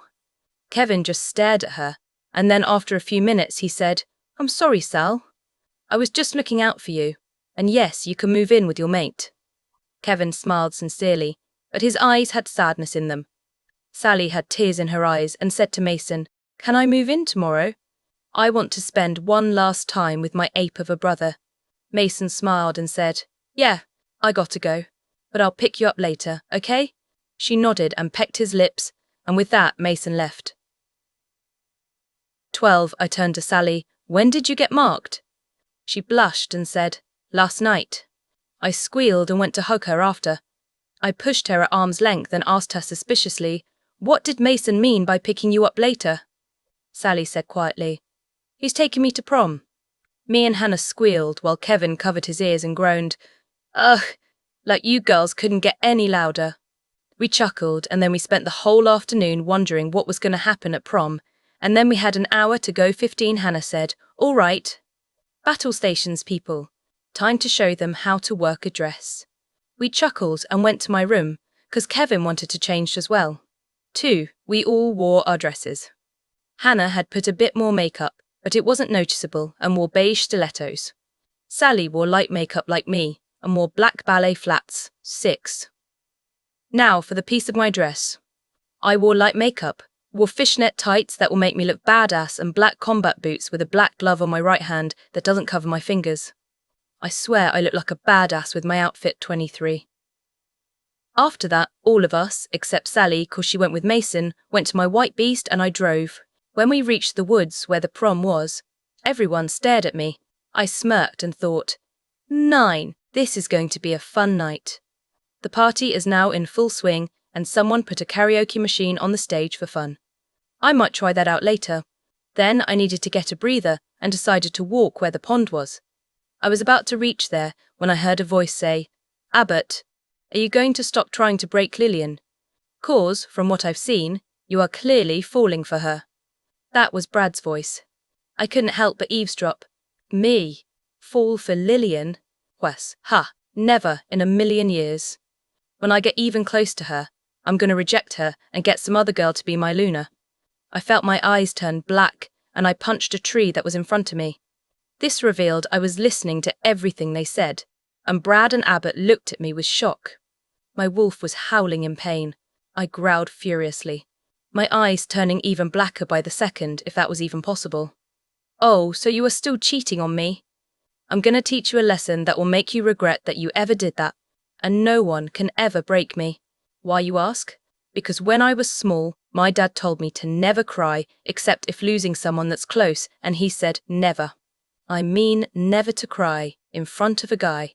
But congratulations, you have completed successfully on that category. After I said all that, tears were falling from my eyes. I turned to Brad and said to him softly, "Thanks, Brad, for trying to make him change his mind." He smiled apologetically, and I turned back to Abbott and glared at him. "I should have never given you another chance. I, Lillian Rodriguez, reject Abbott Davis as my mate and alpha. Oh, and Abbott, you are going to get a surprise when you go back to the party, 'cause I'll show you that I will move on." Chapter 24. Abbott's POV for 5:55. When me, Brad and Maggie reached where the prom was held, we saw all the girls saying hi to me. I was smirking. but then it fell, 'cause no one could compare to my mate 7. Halfway through the prom, I didn't see Lillian anywhere and thought she didn't come. But soon, Brad found me and he had a serious face on and said, "We need to talk." I was confused and wondered what he wanted to talk about, so we head to the lake to get some air. 1-4, he took a look at the water, then turned to me and said, "Abbott, I need you to be honest with me. Not as your beater, but as your best friend. Are you in love with Lillian?" I froze when he said that. Am I in love with Lillian? My heart just thumped even harder when I said her name. The thought of her smile, her eyes, her laugh. I can't believe it. I'm in love with Lillian.68. I can't tell Brad that. He'll just rub it in my face and say, "I told you so." I decided to tell Lillian my true feelings after the dance and lie to Brad. I said to him, "Dude, I told you I just want to break her, and no, I am not in love with her." He looked at me and sighed and said sadly, "Abbott, are you going to stop trying to break Lillian? 'Cause, from what I've seen, you are clearly falling for her." I said to him, "Me? Fall for Lillian? Wes, never in a million years. When I get even close to her, I'm going to reject her and get some other girl to be my Luna." My heart twisted when I said it. Brad was going to say something else, but was cut off by a tree falling down. I turned to see who it was. 31, oh crap. Lillian, 24. She growled furiously, her eyes turning even blacker by the second, if that was even possible. "Oh, so you are still cheating on me? I'm going to teach you a lesson that will make you regret that you ever did that, and no one can ever break me." Why, you ask? Because when I was small, my dad told me to never cry except if losing someone that's close, and he said never. I mean never to cry in front of a guy. But congratulations, you have completed successfully on that category. After she said all that, tears were falling from her eyes. My heart broke seeing her like that. She turned to Brad and said to him softly, "Thanks, Brad, for trying to make him change his mind." He smiled apologetically, and she turned back to me and glared. "I should have never given you another chance. I, Lillian Rodriguez, reject Abbott Davis as my mate and alpha. Oh, and Abbott, you are going to get a surprise when you go back to the party, 'cause I'll show you that I will move on." I just stared after her and then, "Dude, if you want her back, go after her. You didn't accept your rejection from her, so that means you're still mates." It clicked. He was right. We are still mates. I quickly ran after, but when I reached there, she was on stage singing a song. 4-7. After she finished singing, she looked at me with hatred, sadness, and a bit of regret. I whimpered at her and thought to myself, what have I done? 160. Lillian's POV. After the prom, me, Kevin, Hannah, and Sally went home and decided to have a family night since it was Sally's last night here, because she moves in with Mason tomorrow. We played Xbox, which was dance central, and let me tell you, we sure can boogie. Then we watched The Nanny. Hannah wanted to watch some sappy movie, but it was 3 against 1, so she pouted. But when we put in the CD, she was laughing her eyes out. Literally, tears were pouring down on either side of her cheeks when she saw Fran shaving Mr. Sheffield at the wrong place, which was his chin. He had to get his appendix out, so I guess you know where she had to shave. Huge 8.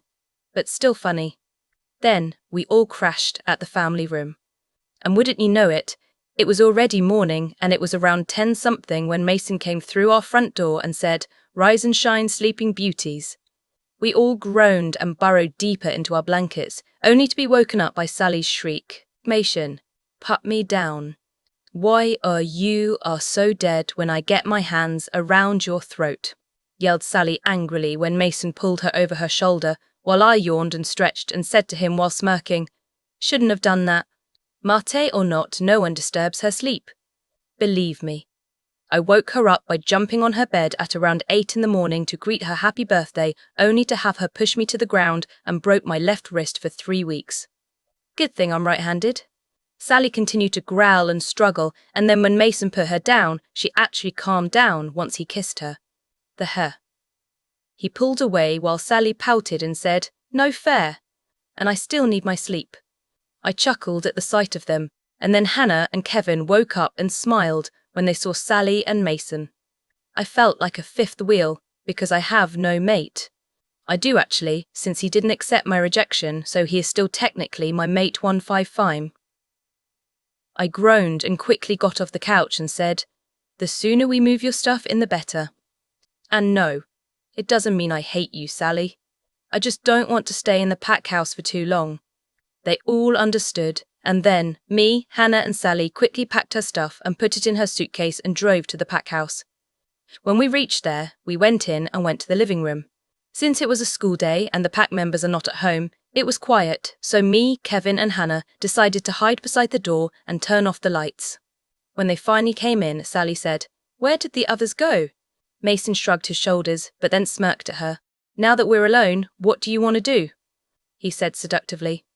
I almost laughed and gagged while Kevin was trying to control his growl and Hannah was holding her sides. 7-7 Sally went up to him and wrapped her arms around his neck and smirked at him. "What do you think, Mason?" He shivered when she said his name and crashed his lips to her.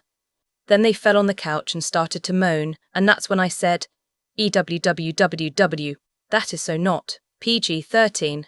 They quickly pulled apart while me, Hannah and Kevin started to laugh hysterically. When we finally sobered up and looked at their faces, we just started to roll around the floor and laugh again. You, ha-ha, thought we, ha-ha-ha, were gone. Ha-ha-ha-ha, when we ha-ha were just standing by the ha-ha-ha door. 1. When we stopped laughing and looked at their faces, Sally was tomato red, while Mason was glaring at us and was red. I smirked at them and said, "Keep it in your pants, lovebirds." They blushed even redder and glared at us even more. "We wouldn't have done it if you were here," said Mason angrily. Hannah smirked at them and said, "Oh, really?" Because from where I stand, I can see that you were really turned on Mason.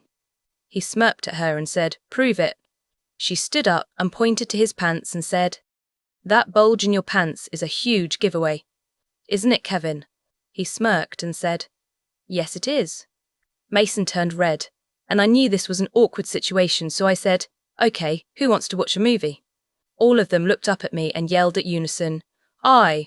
All of them looked at each other with widened eyes and said, 2 Jinx, 7 double Jinx, triple Jinx, QUADD Gile. It's 46. I cut them off and said, "Are you going to keep saying Jinx or going to watch a movie?" They all looked at each other and said, "Movie." We went to the kitchen and grabbed the movie supplies like popcorn, sodas, licorice and other junk food. Then Mason pointed us to the movie theatre room and asked while we each took a chair, "What movie?" I said, "Let Sally pick since she just moved in and this is her welcoming party." We all nodded and looked at her. She blushed and said awkwardly, "Can we watch The Boy Who Cried Wolf?"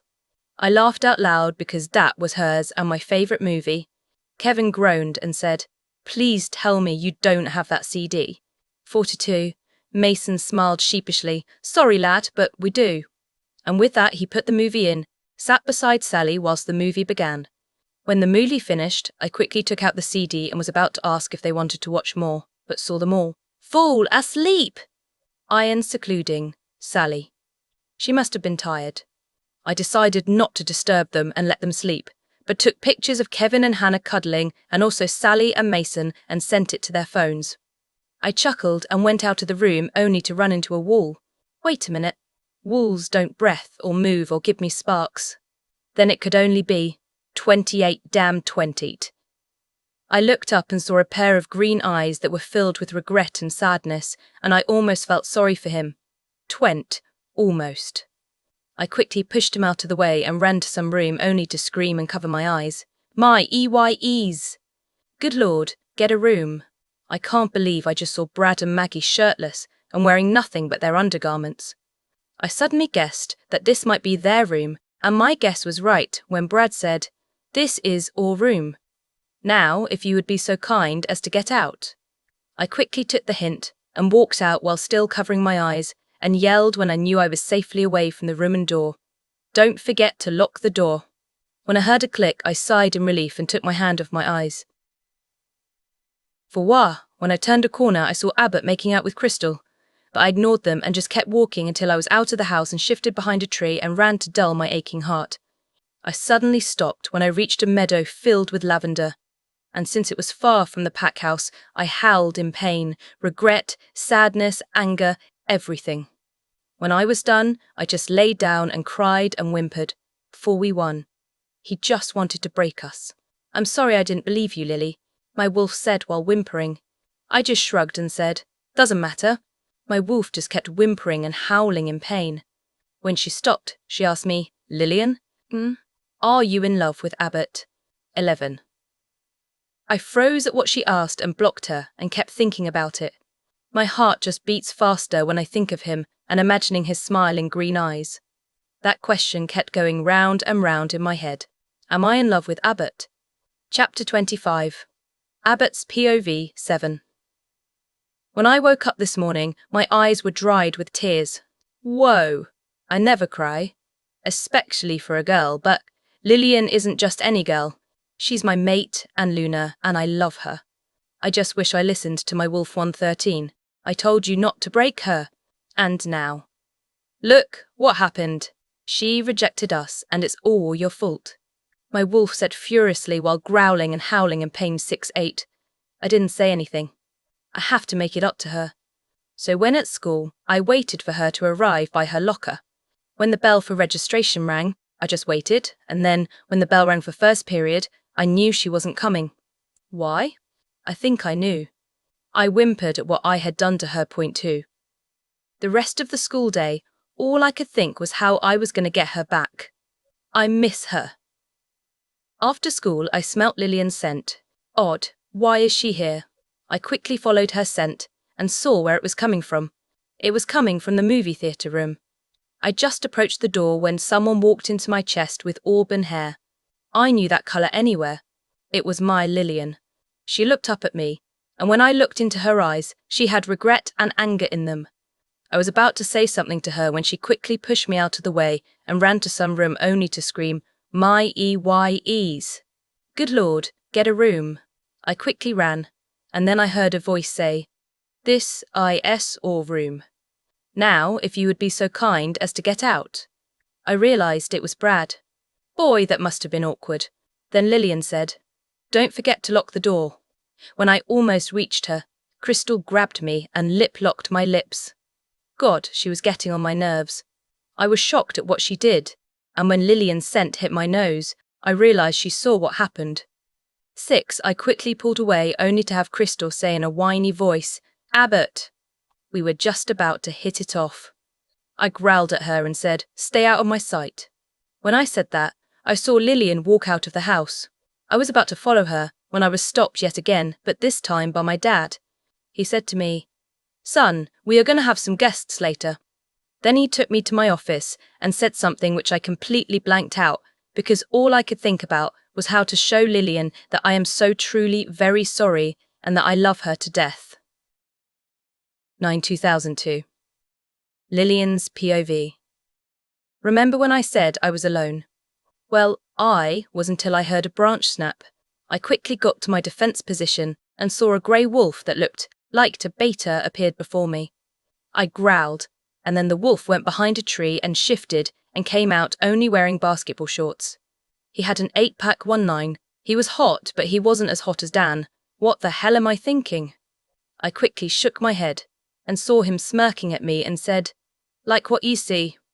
I just growled at him and then he said, shift. I grabbed my clothes and shifted back and wore my clothes 9. I stepped away from the tree and asked him, what do you want? He just chuckled and said, sorry, I forgot to introduce myself. My name is Steve Jones. I froze at what he said, remembering someone who had that similar last name. 113. I glared at him and said sneeringly, so, your brother that abuses his own baby sister. His eyes widened and stuttered, I have no idea what you're talking about. I smirked at him and crossed my arms across my chest and said, I assume you know the name Maggie Jones? His eyes widened and he said, do you know where she is? Please show me where she is. I just want to say I'm sorry and... I cut him off and said to him while growling, just give one bloody good reason why I should, and even if I knew where she is, why would I tell the sick of a brother where she is? Honestly, what kind of brother does that? Beats his own sister. She had scars when I found her in the woods.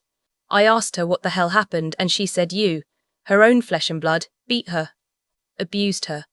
And I don't even want to think of anything else that made her life a living hell. 5.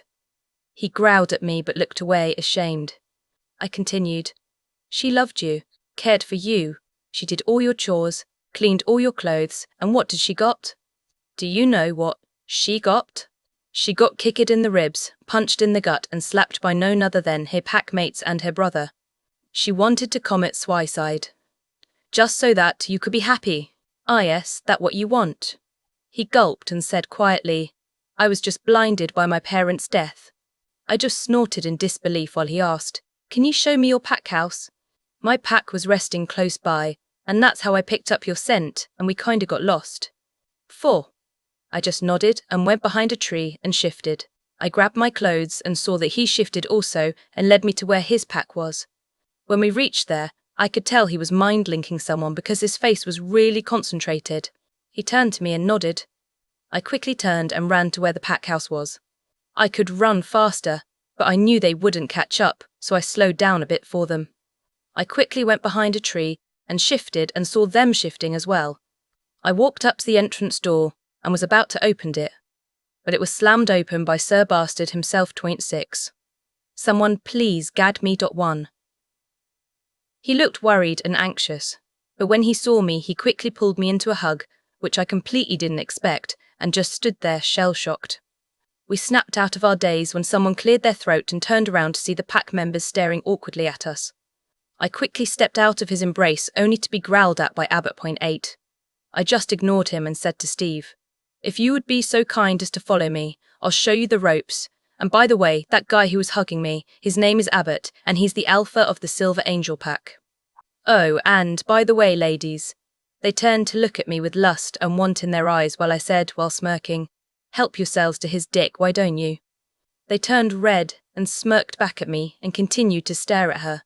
He growled at me while I just smirked at him and mouthed, have fun. He growled louder while I just went inside with the pack members and showed them the family room and quickly went to go get Alpha Chris and told him the Invictus sword pack just arrived. He growled but quickly controlled it and said grimly, I hope they regret abusing Maggie now.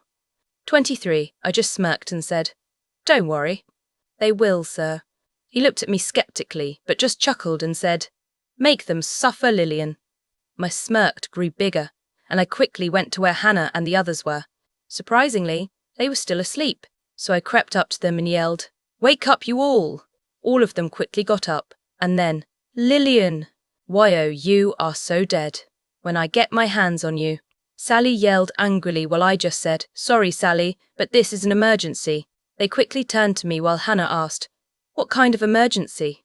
3. I smirked and said, that's where you and Sally come in.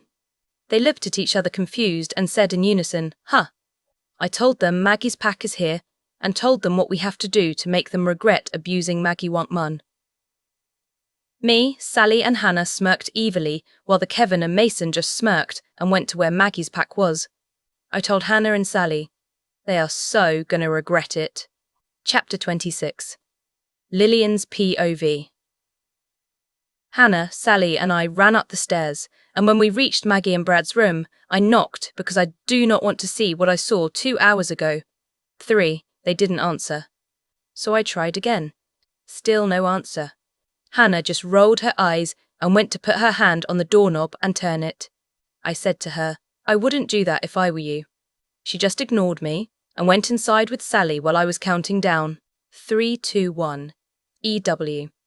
Put some clothes on, god damn it. They quickly covered their eyes while I tried to control my laughter.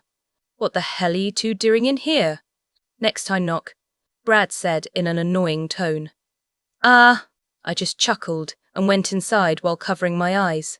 We did, but you guys were too busy making out and undressing each other to bother. 2. I heard a few zips and decided to look through my fingers. I heaved a sigh of relief and uncovered my eyes and said, they have their clothes on, girls. Oh, and by the way, Brad, you better hurry downstairs because we have company. He had a confused look on his face and asked, who? I looked uneasily at Maggie and said through gritted teeth, the Invictus sword pack. Maggie's POV. I gasped and sat on the edge of the bed and took a shaky breath. Brad growled and went over to me and comforted me. I breathed in his scent, and it calmed me down. Brad, don't worry. I have a plan that will make those bastards regret abusing her, Lillian said with an evil smile. Brad asked, what are you going to do? She just smirked evilly and said, the sooner we do it, the sooner you'll know. Now hurry up and get out. The other two girls pushed him out the door and locked it. All right. The girl with the red hair is my cousin Sally, and the one with brown hair is my best friend Hannah. All right, girls, let's get to work, Lillian said to me. I looked at them confused and asked, what are you going to do to me?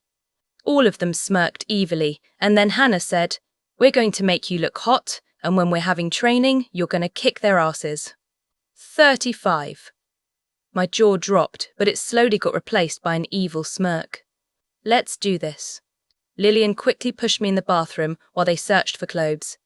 When I came out of the shower, I quickly put my robe around. As soon as I came out of the bathroom, Sally pushed me in the closet and said the outfit she picked out for me is in there. When I saw the outfit, my jaw dropped. Sally picked out a black pleated miniskirt and a white polo shirt with black tights.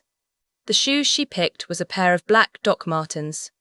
I quickly put them on and looked at my reflection. Damn, did I look hot. I quickly walked out of the closet and was pulled by Hannah and dragged me to the dressing table. 6-9. She didn't put much, just a little bit of blush, lipstick, eyeliner and mascara. Lillian brushed my hair and left it fall on my back. Then when all of them looked at me, they started grinning evilly. Then Sally said, make them pay, Maggie.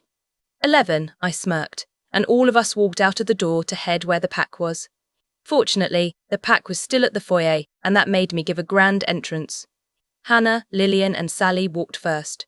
I was really nervous, but I knew I had to. This is my revenge for abusing me all those years ago, bot 1-1. I walked down casually, and everyone turned to look at me. I saw Brad and he had desire in his eyes. Damn, that guy is my weakness. But I love him all the same. We haven't said those words to each other yet, but I knew I already love him. Then I got a mind link from him. Maggie, I'm not comfortable with seeing you wearing like that. It makes me want to just take you right now. I blushed, and when I looked at him, he had a smirk on his face and walked over to me and wrapped his arm on my waist. 5, I heard a growl, and then a voice said, get your hands off my sister. I turned to where my idiot of a brother and smirked at him and said, nice to see you too, Steve, and I see you've met my mate Brad. The beater of this pack. 4. His jaw dropped and said while stuttering, mate? Chapter 27. Maggie's POV. I just smirked at him and said, yes, mate, and all of you must be tired, so we're going to start training in half an hour. All of them groaned but didn't move. If you all don't change and head outside, you lot are going to do 800 push-ups and sit-ups. Oh, and by the way, guys. They stared at me suspiciously while I smirked and said, I'm your pack trainer now, bastards. 52. Lillian's POV. The looks on their faces when Maggie announced she was their pack trainer was priceless. Our pack are also going to train with them, so this is going to be good. 5. Hannah, Sally, Maggie and I went to her and Brad's room to change clothes. Brad is changing in Abbott's room. Yes. I still hate him. Anyway, we quickly changed into sweatpants and a tank top and went outside. Tom 7. Good news is, both packs were punctual. Bad news is, a girl from the Invictus Swords pack wasn't there.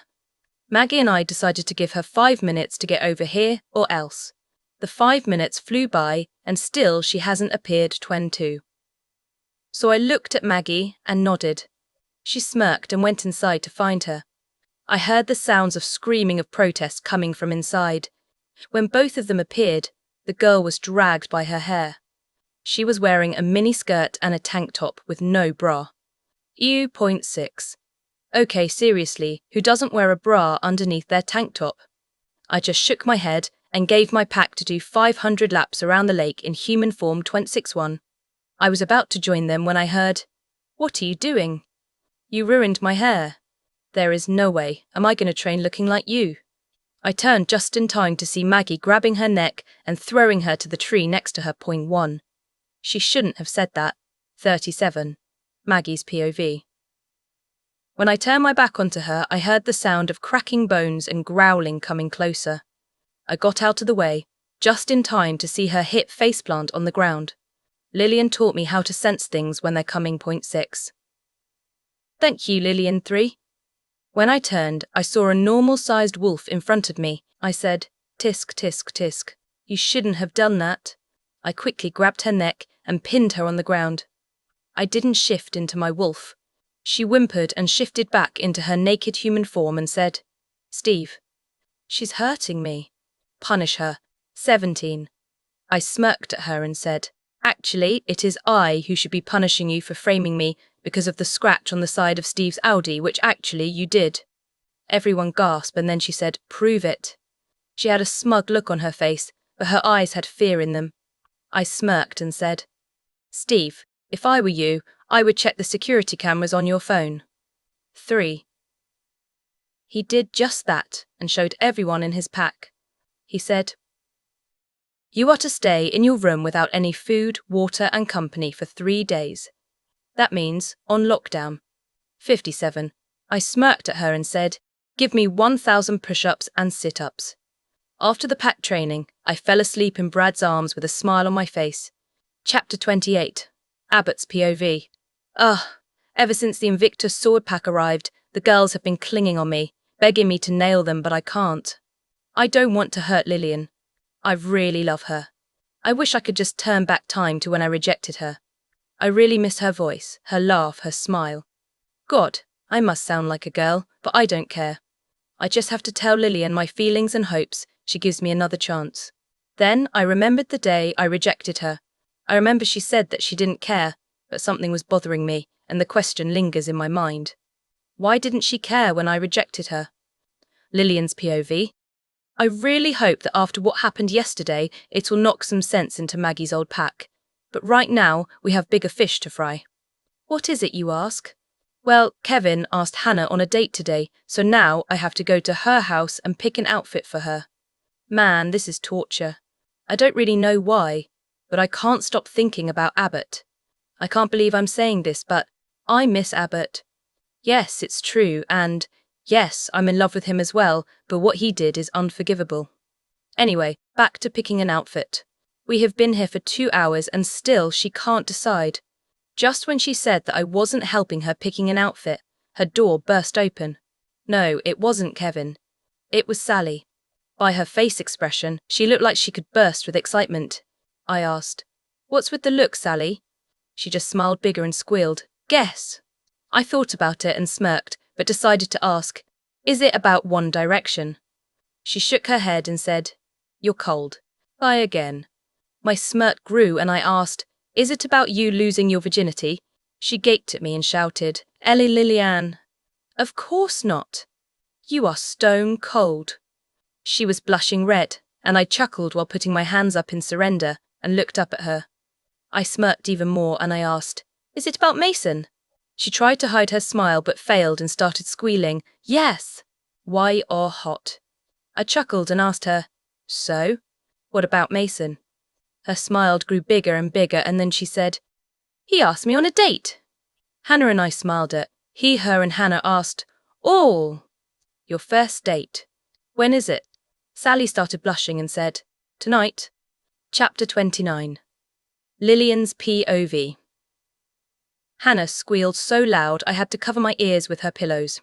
She started saying, "Oh my God, I have a date with Kevin tonight too. This is so cool." After a while, both of them started getting ready while I just stayed quiet. "Guys, I'm just gonna head home, all right?" Hannah looked up at me and frowned. "I'm so sorry, Lily. I just remembered that if both me and Sally are going out, you'll be home alone." 17. I just shrugged and said, "Wouldn't be the first time." You see, when I was small, my parents were always busy, so they left me at home a lot, but I understood why they were busy. Back then, they weren't the trainers of the pack. They were the trainees. So, yeah, I grew alone a lot, but on weekends, they try to spend a lot of time with me as they can. That's why I love them so much. One Hannah still looked doubtful but nodded. I quickly went out of her house because I just wanted to clear my head, and my cure to a fresh, clear mind is by going through the woods. Well, that's my cure. I don't know about you lot, but going outside is always a good way to relax if you know it isn't too sunny and raining. 29. I went to the woods behind her tree and shifted. I grabbed my clothes and decided to walk to that meadow full of lavenders. I walked and walked and walked until finally I was there. It must have been about 1.5 hours when I reached their point 8. I shifted behind a tree and sat near the lake, and suddenly, without reason, I broke down. I sobbed quietly, thinking, what did I do to deserve this? I just don't know what to do to want to. I know some of you are wondering why I rejected Abbott. It had something to do with someone really close to me, and now she's gone. You see, after what happened, I made my heart like steel.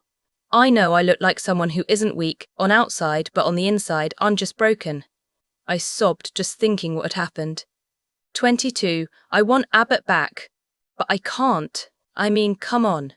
Imagine if you were in my position, guys.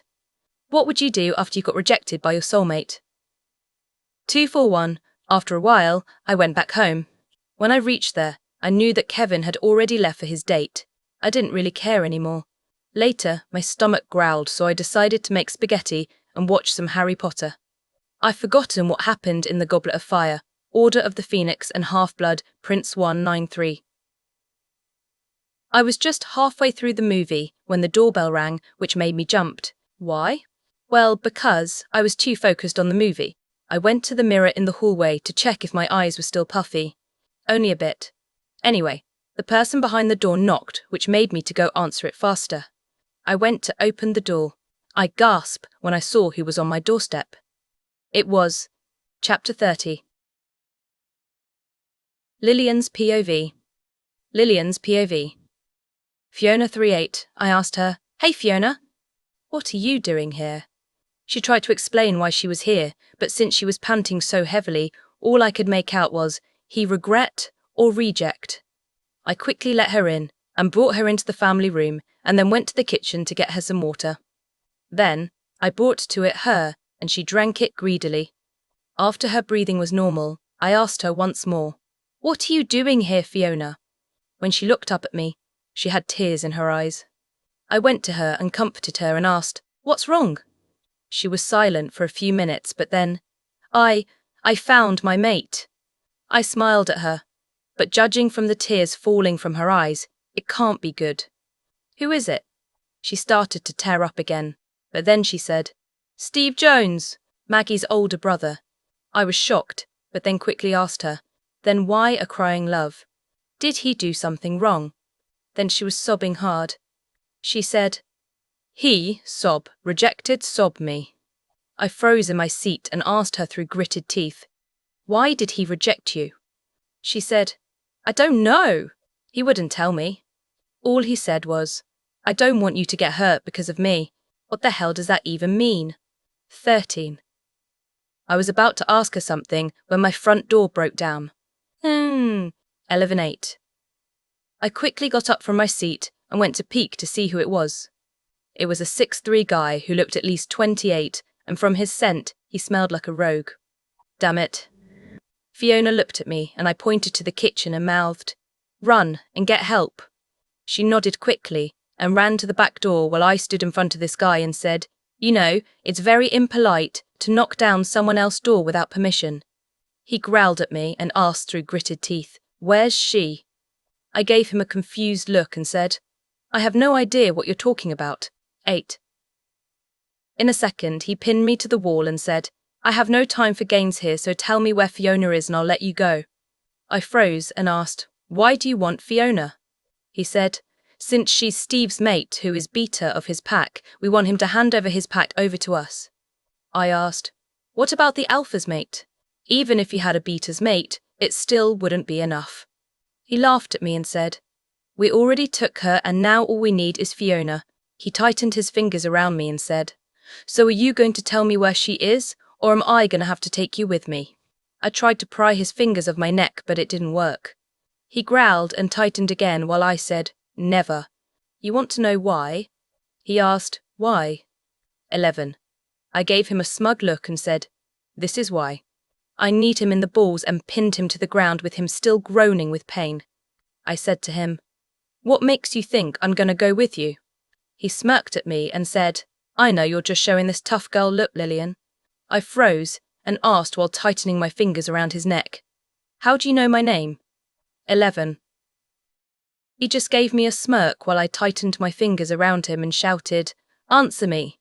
He growled but continued to smirk at me and said, "Your cousin Cherry mentioned you back when we were still close." 8. I froze and asked him, "How the hell do you know Cherry?" He gave me a fake hurt look and said, "Oh, you don't remember me, Lillian? Well, then let me introduce myself." After he said that, he pinned me so hard to the ground that I was seeing black dots. I only managed to hear what he said and just couldn't believe it. He said, "I'm Spencer Slater, Alpha of the Blue Moon Pack, or was, and your dear sweet cousin Cherry was my mate." 98. Everything went black after that. Chapter 31. Abbott's POV. I was pacing in my room thinking how to get Lillian back. I let out a frustrated sigh and thought that I should just let her know about my feelings for her first and hope that she gives me another chance. 24. I quickly went into my Ferrari and drove there feeling absolutely nervous. I knew that I might get two reactions from her. The first one is that she believes me and gives me another chance. The second is that she'll just flip me off door 8. I really hope it's the first 143. When I reached her house and parked it, I was too busy thinking about her that I didn't notice her front door when I just walked through where the door was supposed to be. Then I caught Lillian's scent, but it was very faint, and also another scent. The colour drained from my face when I knew what it was. A rogue. I said in a low, shaky voice, "No." My wolf was howling and clawing, and then I decided to check her room to see if she was there and not. I gulped at the thought. I ran up the stairs quickly and went to her door. It doesn't take a genius wolf to know which is her bedroom because it's filled with her scent. I checked her bathroom, kitchen, everywhere. She's gone. I growled at the thought of someone daring to kidnap my mate. I mind-linked everyone. Meeting and the pack house now. I quickly went back to my car and drove to the pack house. When I reached there, I found everyone in the foyer. I went up the stairs of the foyer and yelled, "Silence!" All of them quickly shut up, and I was about to tell them Lillian was kidnapped when the front door slammed open. One bang. It was Fiona. She was panting heavily and sweating. Then she ran to me and said, "Alpha, Lillian was kidnapped by a rogue." Everyone gasped.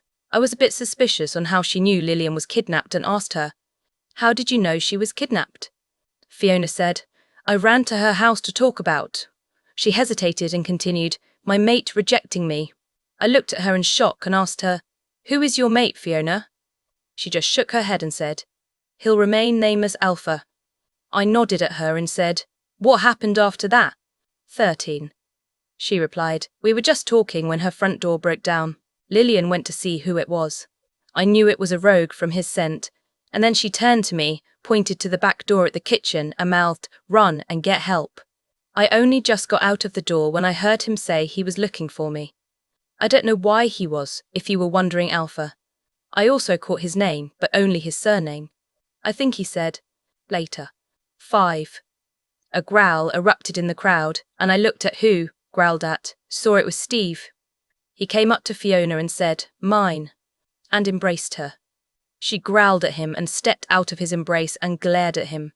He whimpered and was about to say something when I cut in and said, "Do you know who this Slater is?" He sighed and nodded. 6. A few weeks ago, our Alpha met his mate, but then she got kidnapped by Spencer Slater. He was, Alpha of the Blue Moon Pack, but now he's a rogue. I don't know why he's a rogue.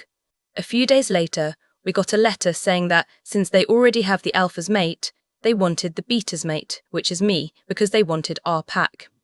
I didn't have a mate back then, but when we came here, I found Fiona and knew she was my mate, but I didn't want her to get kidnapped, so I rejected her. 2. Fiona yelled, "Have you ever thought what might have happened to me after you rejected me? I don't think so. If you rejected me, which you did, then it will be easy to capture me without you protecting me." Have you ever thought of that, you dumb? 13. Suddenly, it dawned at him, and he said, I didn't realize that could happen. Fiona glared at him and said, Look what happened, Steve. I bet you didn't care if I was kidnapped, did you? I wish I was now, because Lillian was kidnapped, and who knows what pain she's going through. I yelled at them both. Silence. I want my best trackers to find out where Spencer is hiding, and you two. I pointed at Fiona and Steve. Better fix your relationship. 10:08.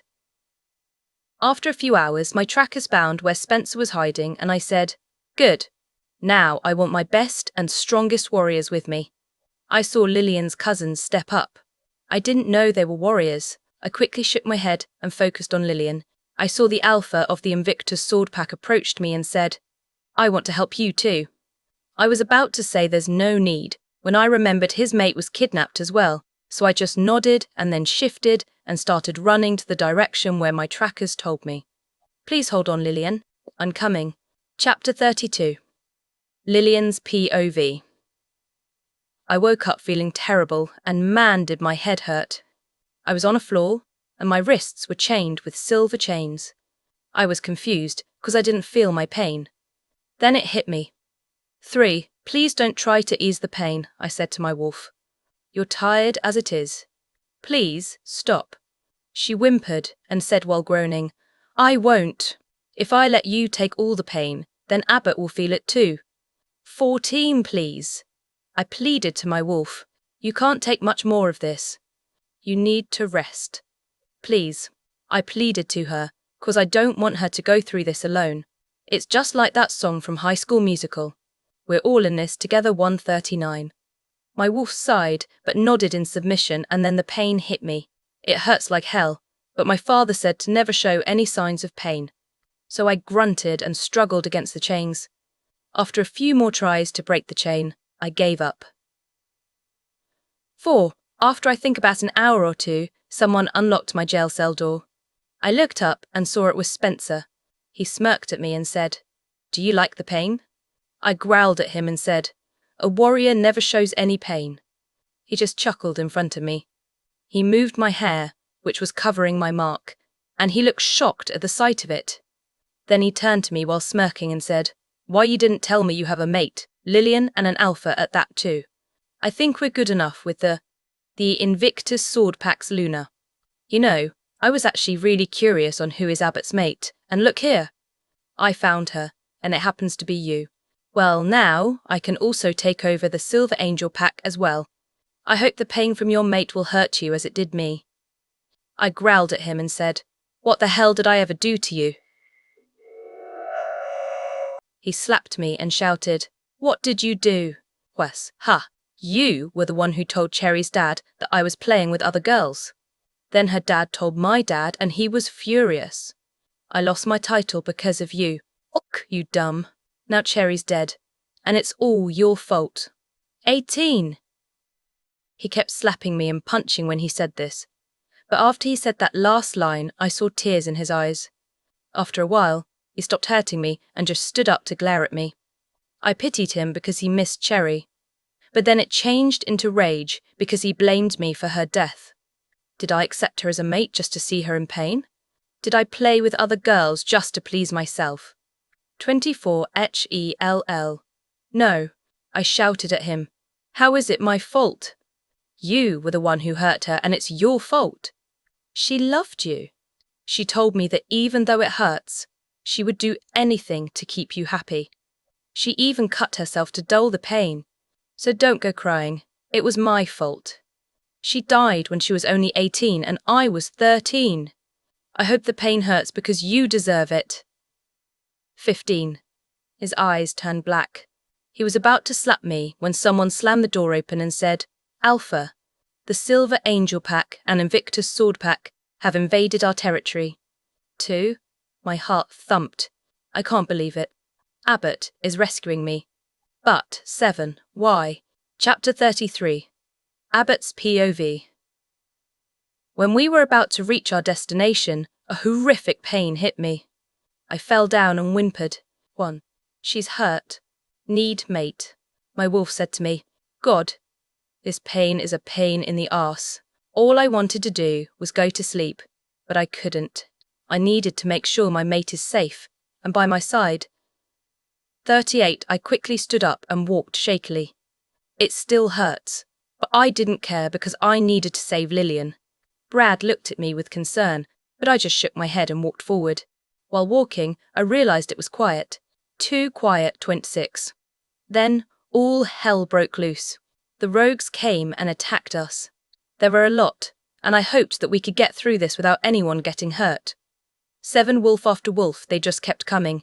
I bit, scratched, did everything I could just to keep myself alive for Lillian. Then I felt a wolf pounce on me.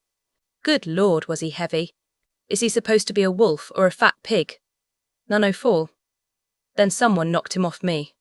I turned to see who it was, and saw it was Lillian's cousin. Sally, I think. Wow, for a tiny wolf she sure is strong. Then I ran to where Lillian was and thought to myself, 1, please be okay. Lillian's POV. Then I heard snarls, howls, mostly in pain, outside. Spencer growled and went to go out, but not before he said, I'll kill your mate so you'll know exactly the pain I went through. Then he went. Tree, I took a quick look around and saw that there wasn't any guard anywhere. I smirked and thought to myself, how stupid.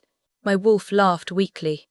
I started struggling against the chains, and it really hurt because it's made of silver. I took a breather, but then decided against it and struggled even more. I got up slowly and pulled. Then a miracle happened. 22. The chains snapped. 24. I smiled proudly and quickly took a look at the jail cell door, but it wasn't there because Spencer left it opened. I chuckled to myself. Wow, he has the worst defense I've ever come across. Dick.37. I quickly walked out, but then the door opened and a guard saw me and growled. How did you get out of your cell and chains? I smirked to him and said, your alpha sure does have a weak defense. He left the door of my cell opened. The guard just growled. 1. Then he lunged at me. I dodged it just in time, and then I saw the silver chains on my wrist and smirked. I heard the cracking of bones and quickly turned around and used the chains on my wrist and pulled it around his neck and strangled him. He choked and growled, but then he stopped. He died 7-5. I sighed sadly while getting off him. That's the one thing I hate about being a warrior. You have to kill someone for your pack to. I quickly ran outside and came just in the nick of time because I saw Spencer sneaking behind Abbott. I had no time to shout at him, so I did what I had to do. I ran towards Spencer and wrapped the chain around his neck. He growled and snapped at me and tried to get me off his back. I held on for dear life, and then Spencer slowed down and fell. I quickly got off him and dropped to my knees. I panted heavily and then I heard the cracking of bones. Then I heard a voice that made shivers run down my spine. Lillian? I chuckled and got off the ground to face him. I replied sarcastically, no, it's the pizza man. Who the heck do you think it is? He rolled his eyes and said, yeah, it's you. 93. I chuckled some more. In the flesh. Then I got a real good look at him and flushed. I covered my eyes quickly and said, good Lord, at least cover that thing dangling. He chuckled and said, I'm your mate, as you are mine. You'll see this eventually. 62. I blushed and took my hands off my eyes and was about to retort, but then I saw, 10, I quickly ran towards Abbott and pushed him out of the way and felt the metal go through my stomach and fell down. Spencer fell beside me, and then I pulled the dagger from my stomach. I turned to him and said, say hi to Cherry for me, Spencer. Sweet dreams.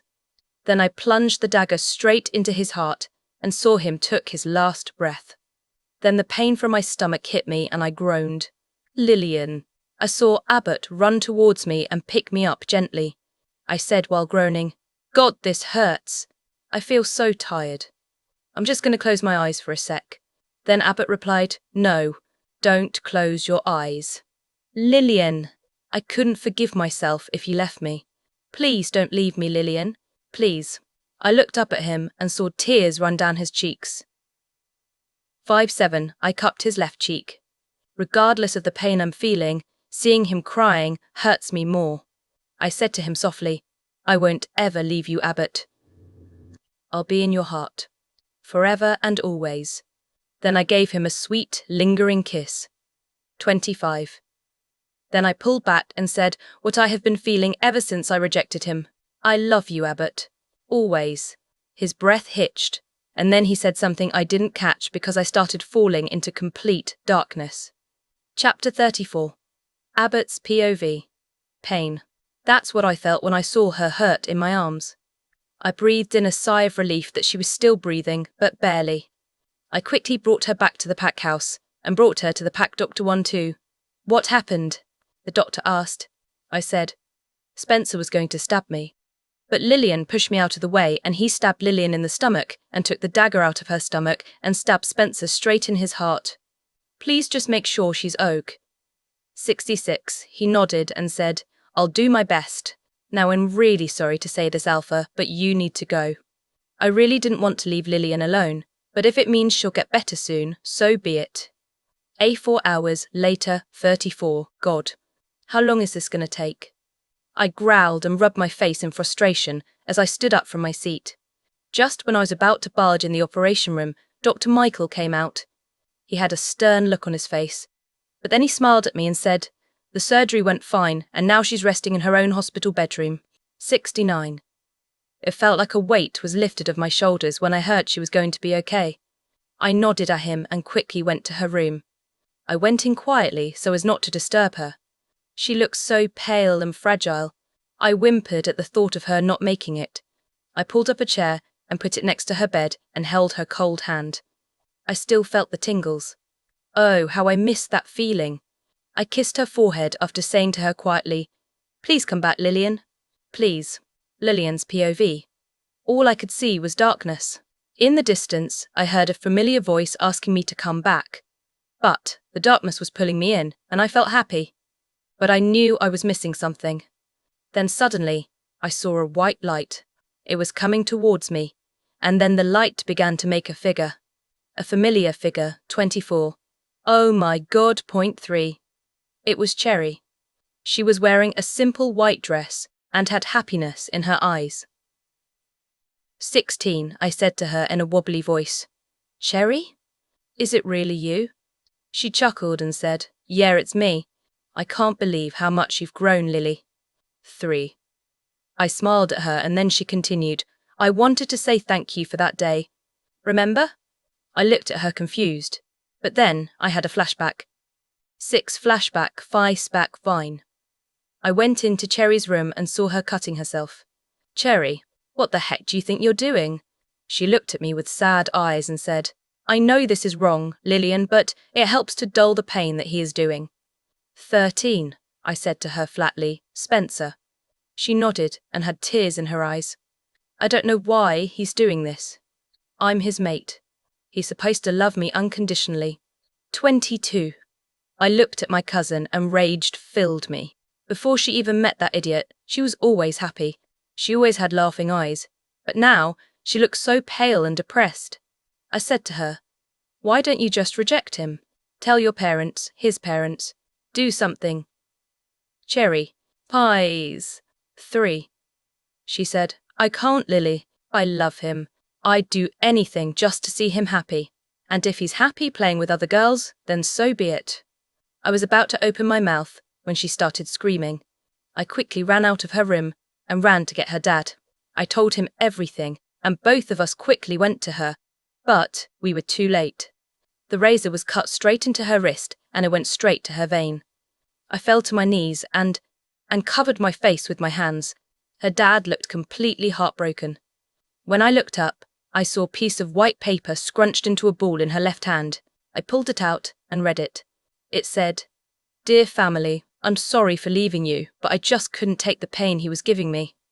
I wanted to reject him so badly, but I just couldn't. To Mum and Dad, I love you guys so much.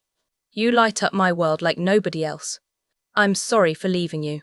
I know this will break your heart, but promise me that you will try to be happy. I'll be watching over you. Weird. Usually it's the parents who are supposed to watch over us. XP145, ha ha ha ha 9, to little Lily, thank you for always being there for me, love. I will love you forever and a day. I really wished that I could be there when you meet your mate. Sorry for leaving you so soon, Lillian. B2. If your mate happens to reject you, show him who's boss, Voxen 70. To Spencer, you got your wish. I left, and now you can go play with other girls, 488. Goodbye, forever. Cherry. Tef flashback ended. Tears of pain flooded my eyes when I remembered that day. I should have been there sooner. If only I. Cheryl cut me off by saying, you couldn't do anything, love, and besides, I want you to meet someone. Properly. 3. I looked up at her with tears in my eyes, looking confused. Then I saw another white light coming. It took shape, and then I gasped. Spencer, I said. He nodded and said, I'm really sorry for the things I accused you of and for putting Cherry through that pain. I guessed I deserved it since I was being such an imbecile. 40, I said, yes, you did deserve it, but I'm happy you noticed that, Spencer. I smiled at him and he grinned. Then Cherry said, it's time for us to go, Lily. I'm sure we'll meet each other soon in the future. 27. Then they went. In the distance, I heard a beeping noise and groaned. I fluttered my eyes open only to see a white room. It hurt so much. I quickly scanned the room and noticed that I was in a hospital. Then memories of what happened flashed before my eyes, especially the part where I said, I love you to Abbott. My cheeks flushed.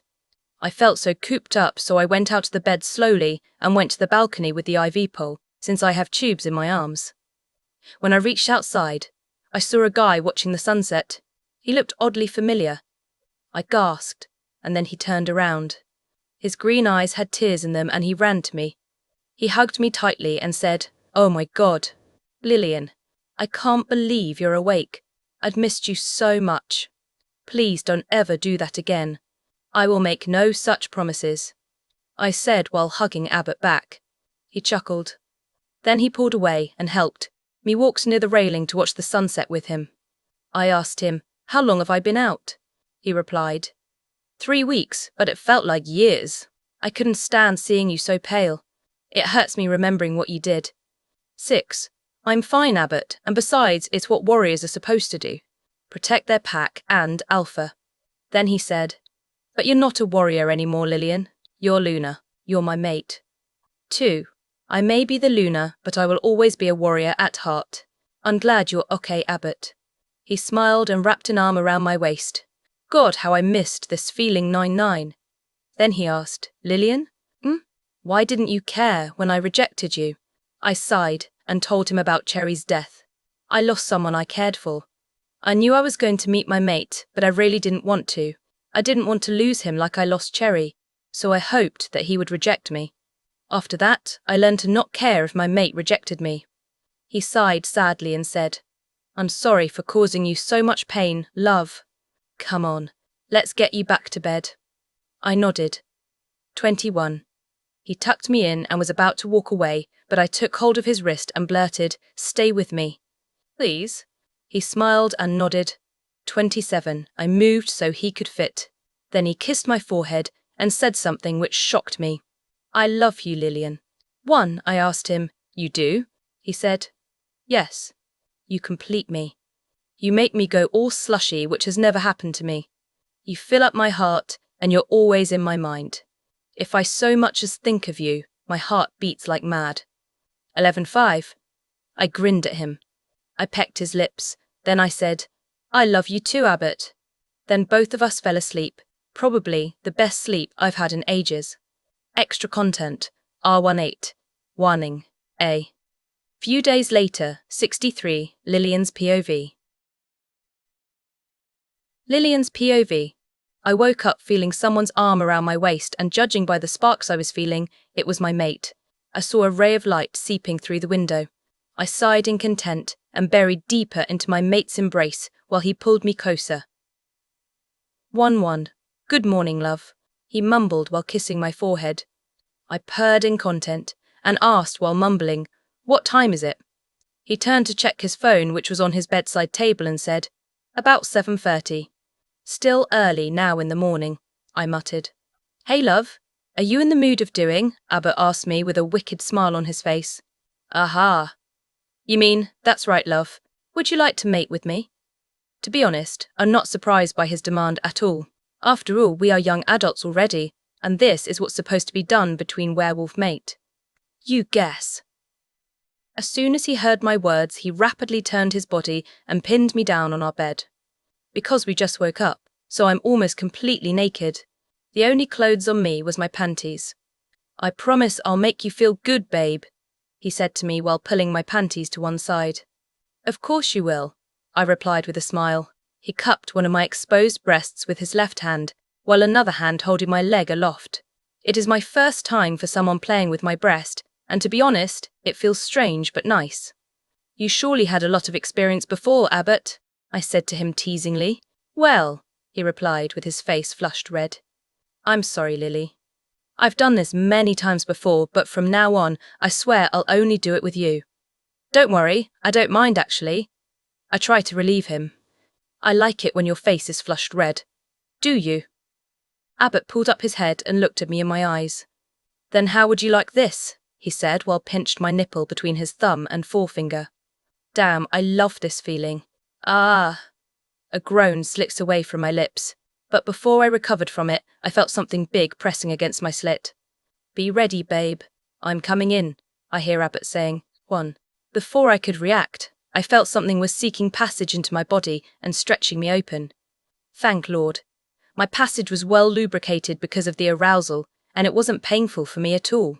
Abbott, I said to him surprisingly. Your passage is wet and slick. It's like you are welcoming me in, Lily. He smirked. No, I'm not. You. Soon, I became speechless. Not only because of the profound embarrassment that I'm currently in, but also because he started to piston his worm in and out of my body. Does this feel good? Yes. Ah. Damp, slick sounds soon filled our room, mingled with my indecent moans. I couldn't help but moaned and gasped with every thrust. Damn, I'm sunk in the pleasure he gave me. That's right, Abbott. This feels good. Please give me more. Even though this is my first time doing this thing, I'm so full of lust. Yes, my lady.